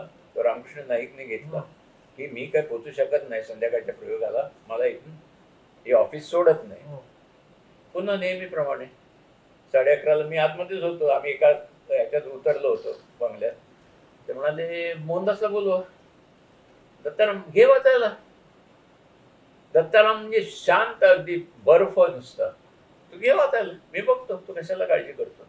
वाचायला घेतलं. दुपारी तालीम घेतली, संध्याकाळी तालीम घेतली. आणि 6 वाजता बातमी आली की मत्स्यगंधाचा प्रयोग हाऊसफुल झालाय मडगावचा. म्हणजे नाटक सुरू झाल्यापासूनचा 37वा प्रयोग हाऊसफुल होता. पहिला हाऊसफुलचा बोर्ड लागला. सगळ्या नटांना इतका आनंद झाला की गेल्याबरोबर परशुराम सामंताची पहिली प्रतिक्रिया, नाटक सोडायचं नाही हा, तुम्हीच पुढे चालू ठेवायचं, तुमचा पायगुण आहे. आज पहिला प्रयोग हाऊसफुल झालाय, आमच्या पोटाचा प्रश्न आहे. हो हो. त्यामुळे हे नाटक चाललं तर आमचं पोट चालणार, नाही तर नाही. आणि तो प्रयोग झाला. त्याच्यानंतर 4 प्रयोगाकरता गेलेले 7 प्रयोग केले गोव्यात. आणि गोव्यात सगळे प्रयोग हाऊसफुल करून मुंबईत गेलो. हाऊसफुलची मालिका चालू झाली. पण त्याच वेळेला बाजारात रेकॉर्ड्स आल्या होत्या रामदास कामतने आशा लताच्या. आणि त्या नुकत्या बाजारात फिरत होत्या. सगळीकडे बोलबाला थोडा संगीताचा झाला होता या गाण्यांचा. त्याचा इतका असर झाला की मुंबईला आम्ही पोहोचेपर्यंत त्याचा बोलबाला भरपूर झालेला होता. आणि मुंबईला हाऊसफुलची मालिका सुरू झाली. ते 500 प्रयोग केले मी. पुढे चंडोलचे ते 500 प्रयोग केले. पण त्याच्या मत्स्यगंधेत मी एक चंडोल जर सोडला तर बाकी सगळ्या भूमिका बदललेल्या आहेत. हो. म्हणजे भीष्माची भूमिका बदलली. दत्तानंद हार्ट अटॅक आल्यानंतर तोरणमलनी केलं. बत्सगंधात तर 4 झाल्या. हो. नंतर आंब्यावर 3-4 झाल्या. बरोबर. सगळे बदलले त्यातले. पराशर रामदास कामत नव्हता तर विश्वनाथ बागुल होते. विश्वनाथ बागुलनी केलं. त्यामुळे सगळ्या भूमिका बदलल्या, पण मी नाही बदललो. मी जो पकडलं 37चा प्रयोग 37 ते 500. त्यामुळे 37 ते 500 एवढे प्रयोग केल्यानंतर चंडोलचं स्वगत जर का त्याच्यामधलं आपण ऐकलं नाही तर मग या सगळ्या आपण हा जो सगळा खटाटोप करतोय त्याला काही अर्थ होणार नाही. त्याच्यामुळे आता चंडोलचं स्वगत ऐकूया. सगळ्यात आता पाठ नाही येत, पण आठवण करावी लागेल. पण हा म्हणजे जे काय थोडस फक्त एक त्याच्यामधला विरोधाभास दाखवण्यासाठी. चंडोल हा भाट असतो यांचा, बरोबर. शंतनू महाराजांचा. आणि शंतनू महाराजांचं प्रेमभंग होतो. सत्यवती त्यांना अट घालते, लग्न करायचं असेल तर या अटीवर करा म्हणून. आणि ते असे उदास होऊन प्रेमभंग झाल्यासारखे फिरत असतात. आणि ते गेल्यावर हा भाट त्यांचा विदूषक त्यांच्यावरती आपले उद्गार काढतो की त्यांच्याबद्दल त्यांना काय वाटतं ते सांगतो, किंबहुना लोकांना काय वाटतं ते तो सांगतो. एवढा बलाढ्य महापराक्रमी बुद्धिवान आणि ज्ञानी राजा, पण या कोळणीच्या नादापायी फुक्कट चाललाय. खरोखर आमच्यासारख्या सामान्य व्यवहारी माणसाला शेष अनपड सुचतं ते या श्रेष्ठांच्या डोक्यात कसं रुजत नाही याचाच मला आश्चर्य वाटतं. मी विचारतो, आधी इतकी वर्ष विवाह वाचून काढायचीच कशाला? अहो, एक गंगा गेली तर तिची बहीण दुसरी यमुना उभी करायची आणि संसाराला लागायची. पण नाही, त्यावेळी यांची गंगा भक्ती उतू गेली होती ना. अरे, बोलून चालून आपलं पुरुषाचं मन कुठेतरी ते लडबडायचं आणि घोटाळा व्हायचं. बाकी ती कोळ्याची पोर तसलीच मूर्ख मत्सवाल. अशी कार्टी माझ्या घरात जन्माला आली असती तर 2 रट्टे लगावून लग्नाला उभी केली असती. नाही म्हणते याचा अर्थ काय? बरं, पण महाराजांचंही मला कळत नाही. आता याच एका पोरी वाचून यांचं लग्न अडून पडलं होतं काय? अहो, सम्राटाने आपला मनोदय नुसता प्रगट करायचाच अवकाश देशोदेशींच्या रूपवान राजकन्या हातात हार घेऊन लंगडी घालत धावल्या असत्या. पण नाही.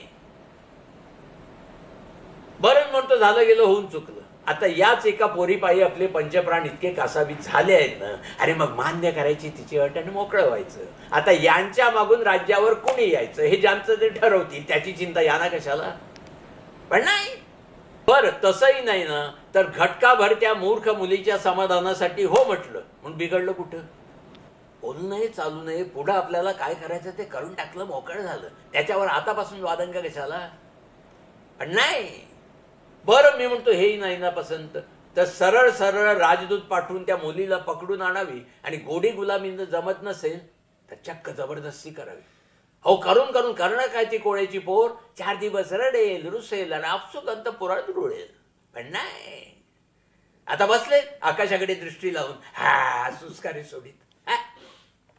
गंमत बघा, एकीकडे रायगड मधला संभाजी आणि दुसरीकडे मत्स्यगंधामधला चंडोल, दोन्ही पात्रांचे स्वभाव परस्पर विरोधी. पण मोहनदास काकांच्या सारखा एक नट जर का असेल ना तर भाषेचा लहेजा सुद्धा बदलला जातो. म्हणजे रायगड मधली ऐतिहासिक भाषा, मत्स्यगंधामधली सुद्धा पौराणिक भाषा, पण ती अनुनासिक होते कारण पात्र बदलतं. रायगडमध्ये एक एक वाक्यामधला पूर्णविराम ठसठशीत पद्धतीनं येतो, तर चंडोलच्या भूमिकेमध्ये 2-3 वाक्य एकत्र येतात कारण थोडासा विनोदाकडे झुकावं लागतं. एवढं पात्रामधला लेखकानं दिलेला, दिग्दर्शकानं केलेला फरक आणि तोही लागोपाठ रंगमंचावरती आलेल्या नाटकामध्ये करणं हे येरा गवाळ्याचं काम नसतं. त्याच्यासाठी आपलं सर्वस्व पणाला लावून आपल्याकडे असलेली जी उर्मी आहे ती त्याच्यामध्ये ओतून द्यावी लागते. आणि तसं करणारे नट हे कालांतरानं रंगभूमीवरती येत असतात. त्याच्यामध्ये 1970 ते 80 किंवा 90च्या दशकामध्ये जे काही फार थोडे नट रंगभूमीवरती आले त्याच्यामधले एक मोहनदास काका. मग 1966 मध्ये पुन्हा लेकुरे उदंड झाले. इतिहासाची पुनरावृत्ती. कारण मला वाचन झाल्याबरोबर दासोपंत आवडला होता. दासोपंत करावाचं माझी खूप तीव्र इच्छा होती. एक शब्द माझ्या तोंडून निघाला नाही. नाटक सुरू झालं. विठ्ठल पणदूरकर अप्रतिम काम करायचा. तो माझ्यापेक्षाही सुंदर काम करायचा, कितीतरी सुंदर चांगलं काम. पण दुर्दैव त्याचं, तो ट्रेनमधनं त्याला पहिल्यांदा ते बायको त्याला सांगायला आली, एक काहीतरी 80-90 प्रयोग झाले होते की त्याला ताप आलाय चिकार, आणि उद्या दुपारी जो इथेच प्रयोग होता रवींद्राचा, इथेच माझा पहिला प्रयोग. माझा संभाजी रवींद्रातच, माझा दासोपंत रवींद्रातच पहिला. तर बायको सांगायला आली उद्या दुपारच्या प्रयोगात ते काम करू शकणार नाही, भयंकर ताप आहे त्याला. मग काय करणार, रातोरात सगळ्यांना फोन करून दुसऱ्या दिवशी सकाळी तालमीला बोलावलं. श्रीकांत मोघे, दया डोंगरे वगैरे होते सगळे, आणि मी दुपारी काम केलं इथे. त्याच्यानंतर त्याला ऍक्सिडेंट झाला आणि त्याच्या डोळा गेला काहीतरी, विठ्ठल पणदूरकर. ते काम पण झालं. मला ते काम पुढे जे कंटिन्यू झालं ते पुन्हा 500 प्रयोग. अच्छा. म्हणजे दासोपंत आलो घेतला तो पुन्हा 500व्या प्रयोगापर्यंत. जी भूमिका तुम्हाला करावीशी वाटत होती पण ती करायला मिळत नव्हती, ती पुन्हा माझ्या तुमच्या वाट्याला येत होती. अनेक योगायोग जे पहिल्यापासून आपण बोलतोय त्या योगायोगांची ही मालिका आहे. बरोबर, ती अजून संपलेली नाही. बरोबर. आणि एक म्हणजे गोवा हिंदूच्या एकंदर संस्थेच्या कारकिर्दीमध्ये एक अतिशय दुःखदायक घटना घडली, ती म्हणजे गोपाळकृष्ण भोबेंचं निधन. बरोबर. तर ते कसं म्हणजे आमची 3 नाटकं दौऱ्यावर होती, रायगड, मत्स्यगंधा आणि लेकुरे. त्यातलं एक गोव्यात होतं, एक कुठे कोकणात होतं, आणि एक कुठेतरी बेळगावला प्रयोग होता. पण एक असा निर्णय, एक दिवस ऑफ होता, बंद ठेवले होते, तिन्हाचे प्रयोग नव्हते, की गोव्यात आपण जांबावलीला जमायचं आणि तिथे दामोदराच्या देवळाच्या बाहेर एक सामुदायिक भजन करायचं. अच्छा. या 3 नाटकातले नट आणि आणखी थोडे भजन गायक आणायचे आणि मोठा भजनाचा सोहळा करायचा. निर्णय घेतला. त्याप्रमाणे मुंबईहून स्नेहल भाटकरला नेलं. स्नेहल भाटकर होते त्यावेळेला, ज्ञानेश्वर नाटकर्णी, वपू काळेचा मुलगा रायगडमध्ये काम करत होता म्हणून वपू काळे, अशी बरीच माणसं त्यावेळेला जमली. त्याच्यात गोपाळकृष्ण भोबे त्याविषयी आला. संध्याकाळी तो आला, तो दामोदराच्या देवळात असा बाट घेऊन आला, तर पायाची भेट घेतली दामोदराची, आणि जाताना ते नाटक आमच्या कोणाकडे ते देऊन, हे पाहिजे तर करा असं टाकलं, तो गेला आणि रात्री भजनाला आला. भजनाला सगळी मंडळी बसली होती. 3 नाटकाची मंडळी होती. नेवरेकर होते मत्स्यगंधेचे गाणारे, हे गाणारे खूप होते, आणि प्रत्येक जण गात होता. हा माझ्या बाजूला बसला होता. इतक्यात नेवरेकरांनी एक भजन म्हटलं, आणि ह्यानी मला म्हटलं मला एक म्हणायचंय. ते गाणारे नव्हे, गोपाळकृष्ण भोबे गाणारे नव्हते, पण त्यांनी नेवरेकरांच्या डोक्यावरची टोपी काढली, स्वतःच्या डोक्यावर ठेवली, आणि गवळण गायला तो त्याविषयी, अप्रतिम गायला. अच्छा. गाऊन संपलं, टोपी काढून त्याच्या डोक्यावर ठेवली. मला म्हणाला मला काहीतरी असं अस्वस्थ वाटतंय. तर म्हटलं काय होतंय, गॅसेस असतील म्हटलं. त्याला बाजूला नेला, पाणी प्यायला दिलं, त्याचा अस्वस्थपणा वाढला. तिकडे भजनाकडे ऐकायला म्हणून काही डॉक्टर आले होते. ते डॉक्टर म्हणाले त्याला ताबडतोब हॉस्पिटलला नेला पाहिजे. गोपाळ भोबेला गाडीत घातला आणि नेवरेकरांना म्हटलं तुम्ही गाडी चालू ठेवा भजन. गाडीत घालून त्याला घेऊन हॉस्पिटलला चालले होते. नेवरेकरांचं भजन चाललं होतं, जोहार मायबाप जोहार, आणि त्या आर्त स्वरात ते गात होते. यांची गाडी जात होती आणि 10 मिनिटांनी बातमी आली, गोपाळकृष्ण भोबे गेले. त्यांना हॉस्पिटलला नेलं, एक कार्डिओग्राम काढेपर्यंत गेले होते. हे ते अत्यंत म्हणून त्यांचं धन्यते गायनी काळा हे नाटक वसंत कानिटकरांनी त्याच्यावरती संस्कार केले, कारण तसं ते चांगल्या स्वरूपात नव्हतं. त्याच्यात काही गाणी घातली, काय करून ते तयार केलं, आणि ते नाटक आम्ही करायला घेतलं. तेव्हा भीमसेन जोशींनी मला हे नाटक करायचंय, कारण ते गोपाळ भोबेचे मित्र होते, म्हणून त्यांना भीमसेन जोशींनी याचं संगीत दिलं. आणि आजही भीमसेन जोशी शेवटी सुद्धा त्यातली गाणी गायच्या मैफली, धन्यते गायनी काळामध्ये. आणि ते गाय रंगभूमीवर आलं ते 90 प्रयोग झाले असते. मग तुमचं 1970 मध्ये नटसम्राट आलं, त्याच्याबद्दल आपण सविस्तर थोड्या वेळात बोलूया. मग 1972 मध्ये बिऱ्हाड बाजलं, 1973 मध्ये सभ्यग्रस्त, संध्याछाया, 1974 मध्ये अखेरचा सवाल आला. त्याच्या आधी पुन्हा बदली भूमिका चालू होत्या. बिऱ्हाड बाजल्यामध्ये बदली भूमिका, दामू खेकरे आला नाही मी कर, सभ्यग्रस्त मध्ये कोणतरी आला नाही मी कर, हे चालू होतं. पण अखेरचा सवाल मध्ये हा बदली भूमिकाचा सिलसिला ज्याला म्हणता येईल तो थांबला असं मी म्हणतो. आयत्या वेळेला काय झालं, अखेरचा सवाल बसवायला घेतलं, त्यातली हरिभाऊची भूमिका हा माधव आचवल करत होता. तालमी सुरू झाल्या आणि नाटक आता काहीतरी 15-20 दिवसावर आलं होतं. आणि मी ऑफिसमध्ये बसलो होतो. आमचं मी कार्यकर्ता प्रथम होतो, मग कलावंत. ऑफिसमध्ये बसलो असताना फोन वाजला. माधव वाचवणचा फोन होता. दामू काका आलेत का बाहेर? म्हणजे दामू केकरे सगळे आलेत. म्हटलं विजय मेहता आहे, भक्ती बर्वे आहे, सगळे तालमी करतायत. नाही जरा दामू काकाला फोन द्या. म्हटलं काय काय आहे ते सांग. नाही काय झालं, मला 15 दिवसाचा दौरा मिळतोय, तर माझं पोट याच्यावर आहे, तर मी आता तालमीला येऊ शकलो नाही, पण मी नाटकाच्या आधी निश्चित पोचतोय आणि मी ती एका दिवसात ती भूमिका करेन. मी दामूला जाऊन निरोप दिला. त्याला सांग म्हणला तुला काढलाय म्हणून तुझा एका वाक्यात त्यांनी संपवलं. तो निरोप माधव वाचवला दिला. म्हटलं तुला काढलाय तुझा. आता इतक्यात रामकृष्ण वगैरे सगळे आले. पुढे काय करायचं? 15 दिवसांचं नाटक आहे. अरे मोहनदासला सांग ना म्हणलं करायला. तेव्हा ती माझी पहिली भूमिका होती त्यावेळेला. म्हणजे पुस्तकात पहिल्या प्रयोगात काम करणारे कलावंत याच्यात पहिलं नाव माझं त्यावेळेला.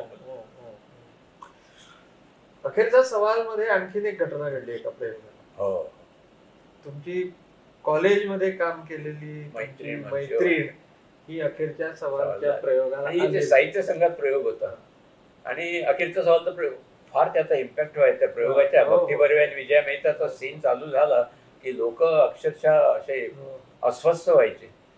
तर माझी एंट्री असायची त्यावेळेला.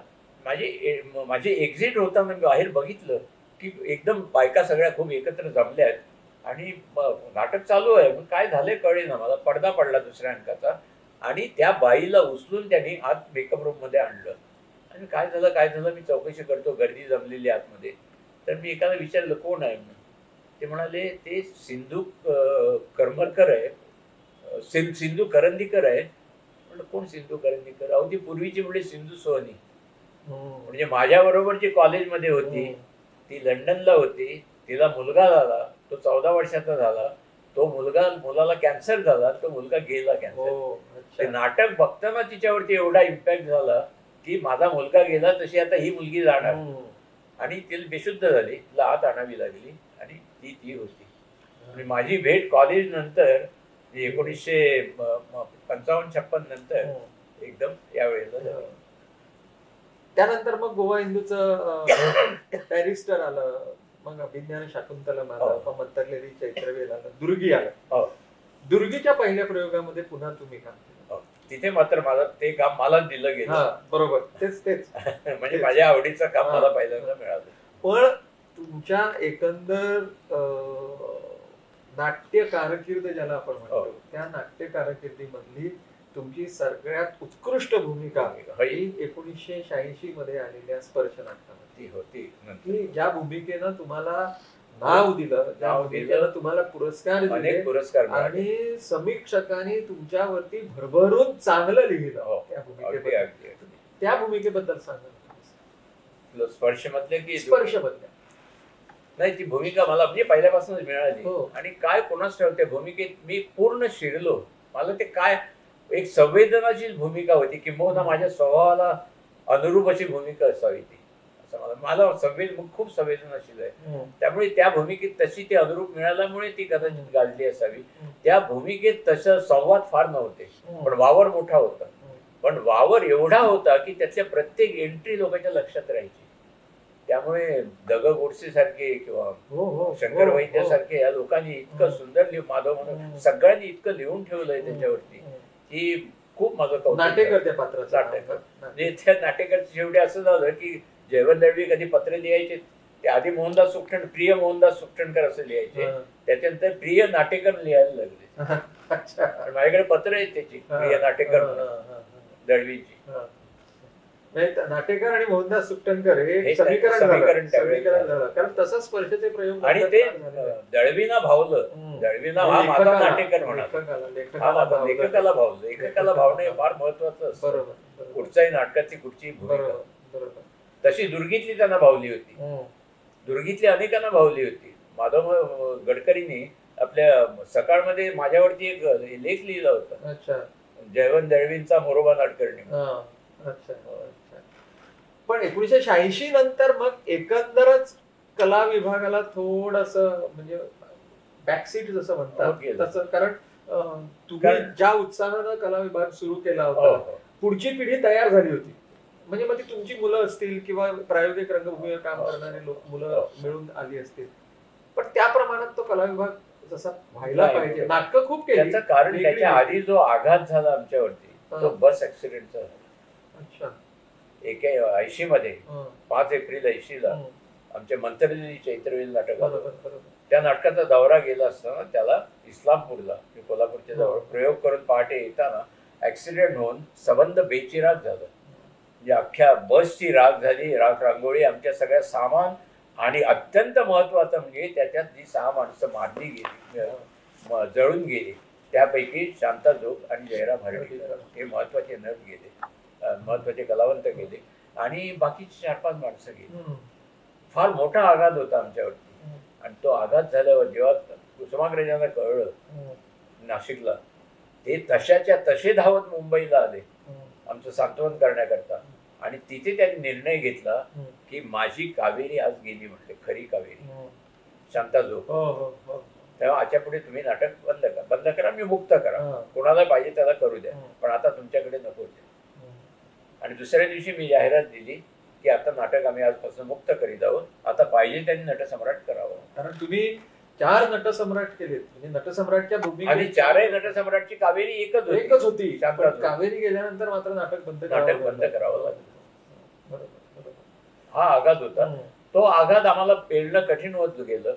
आणि दुसरं म्हणजे 86 नंतर थोडासा नाटकाला वळण निघायला लागलं, थोडस धंदेवाई वळण, जे आम्ही व्यवसाय म्हणून करत होतो अत्यंत प्रामाणिकपणे निष्ठेनं जे करत होतो, ते सगळं जाऊन त्याला थोडस बाजारी स्वरूप यायला सुरुवात झाली होती.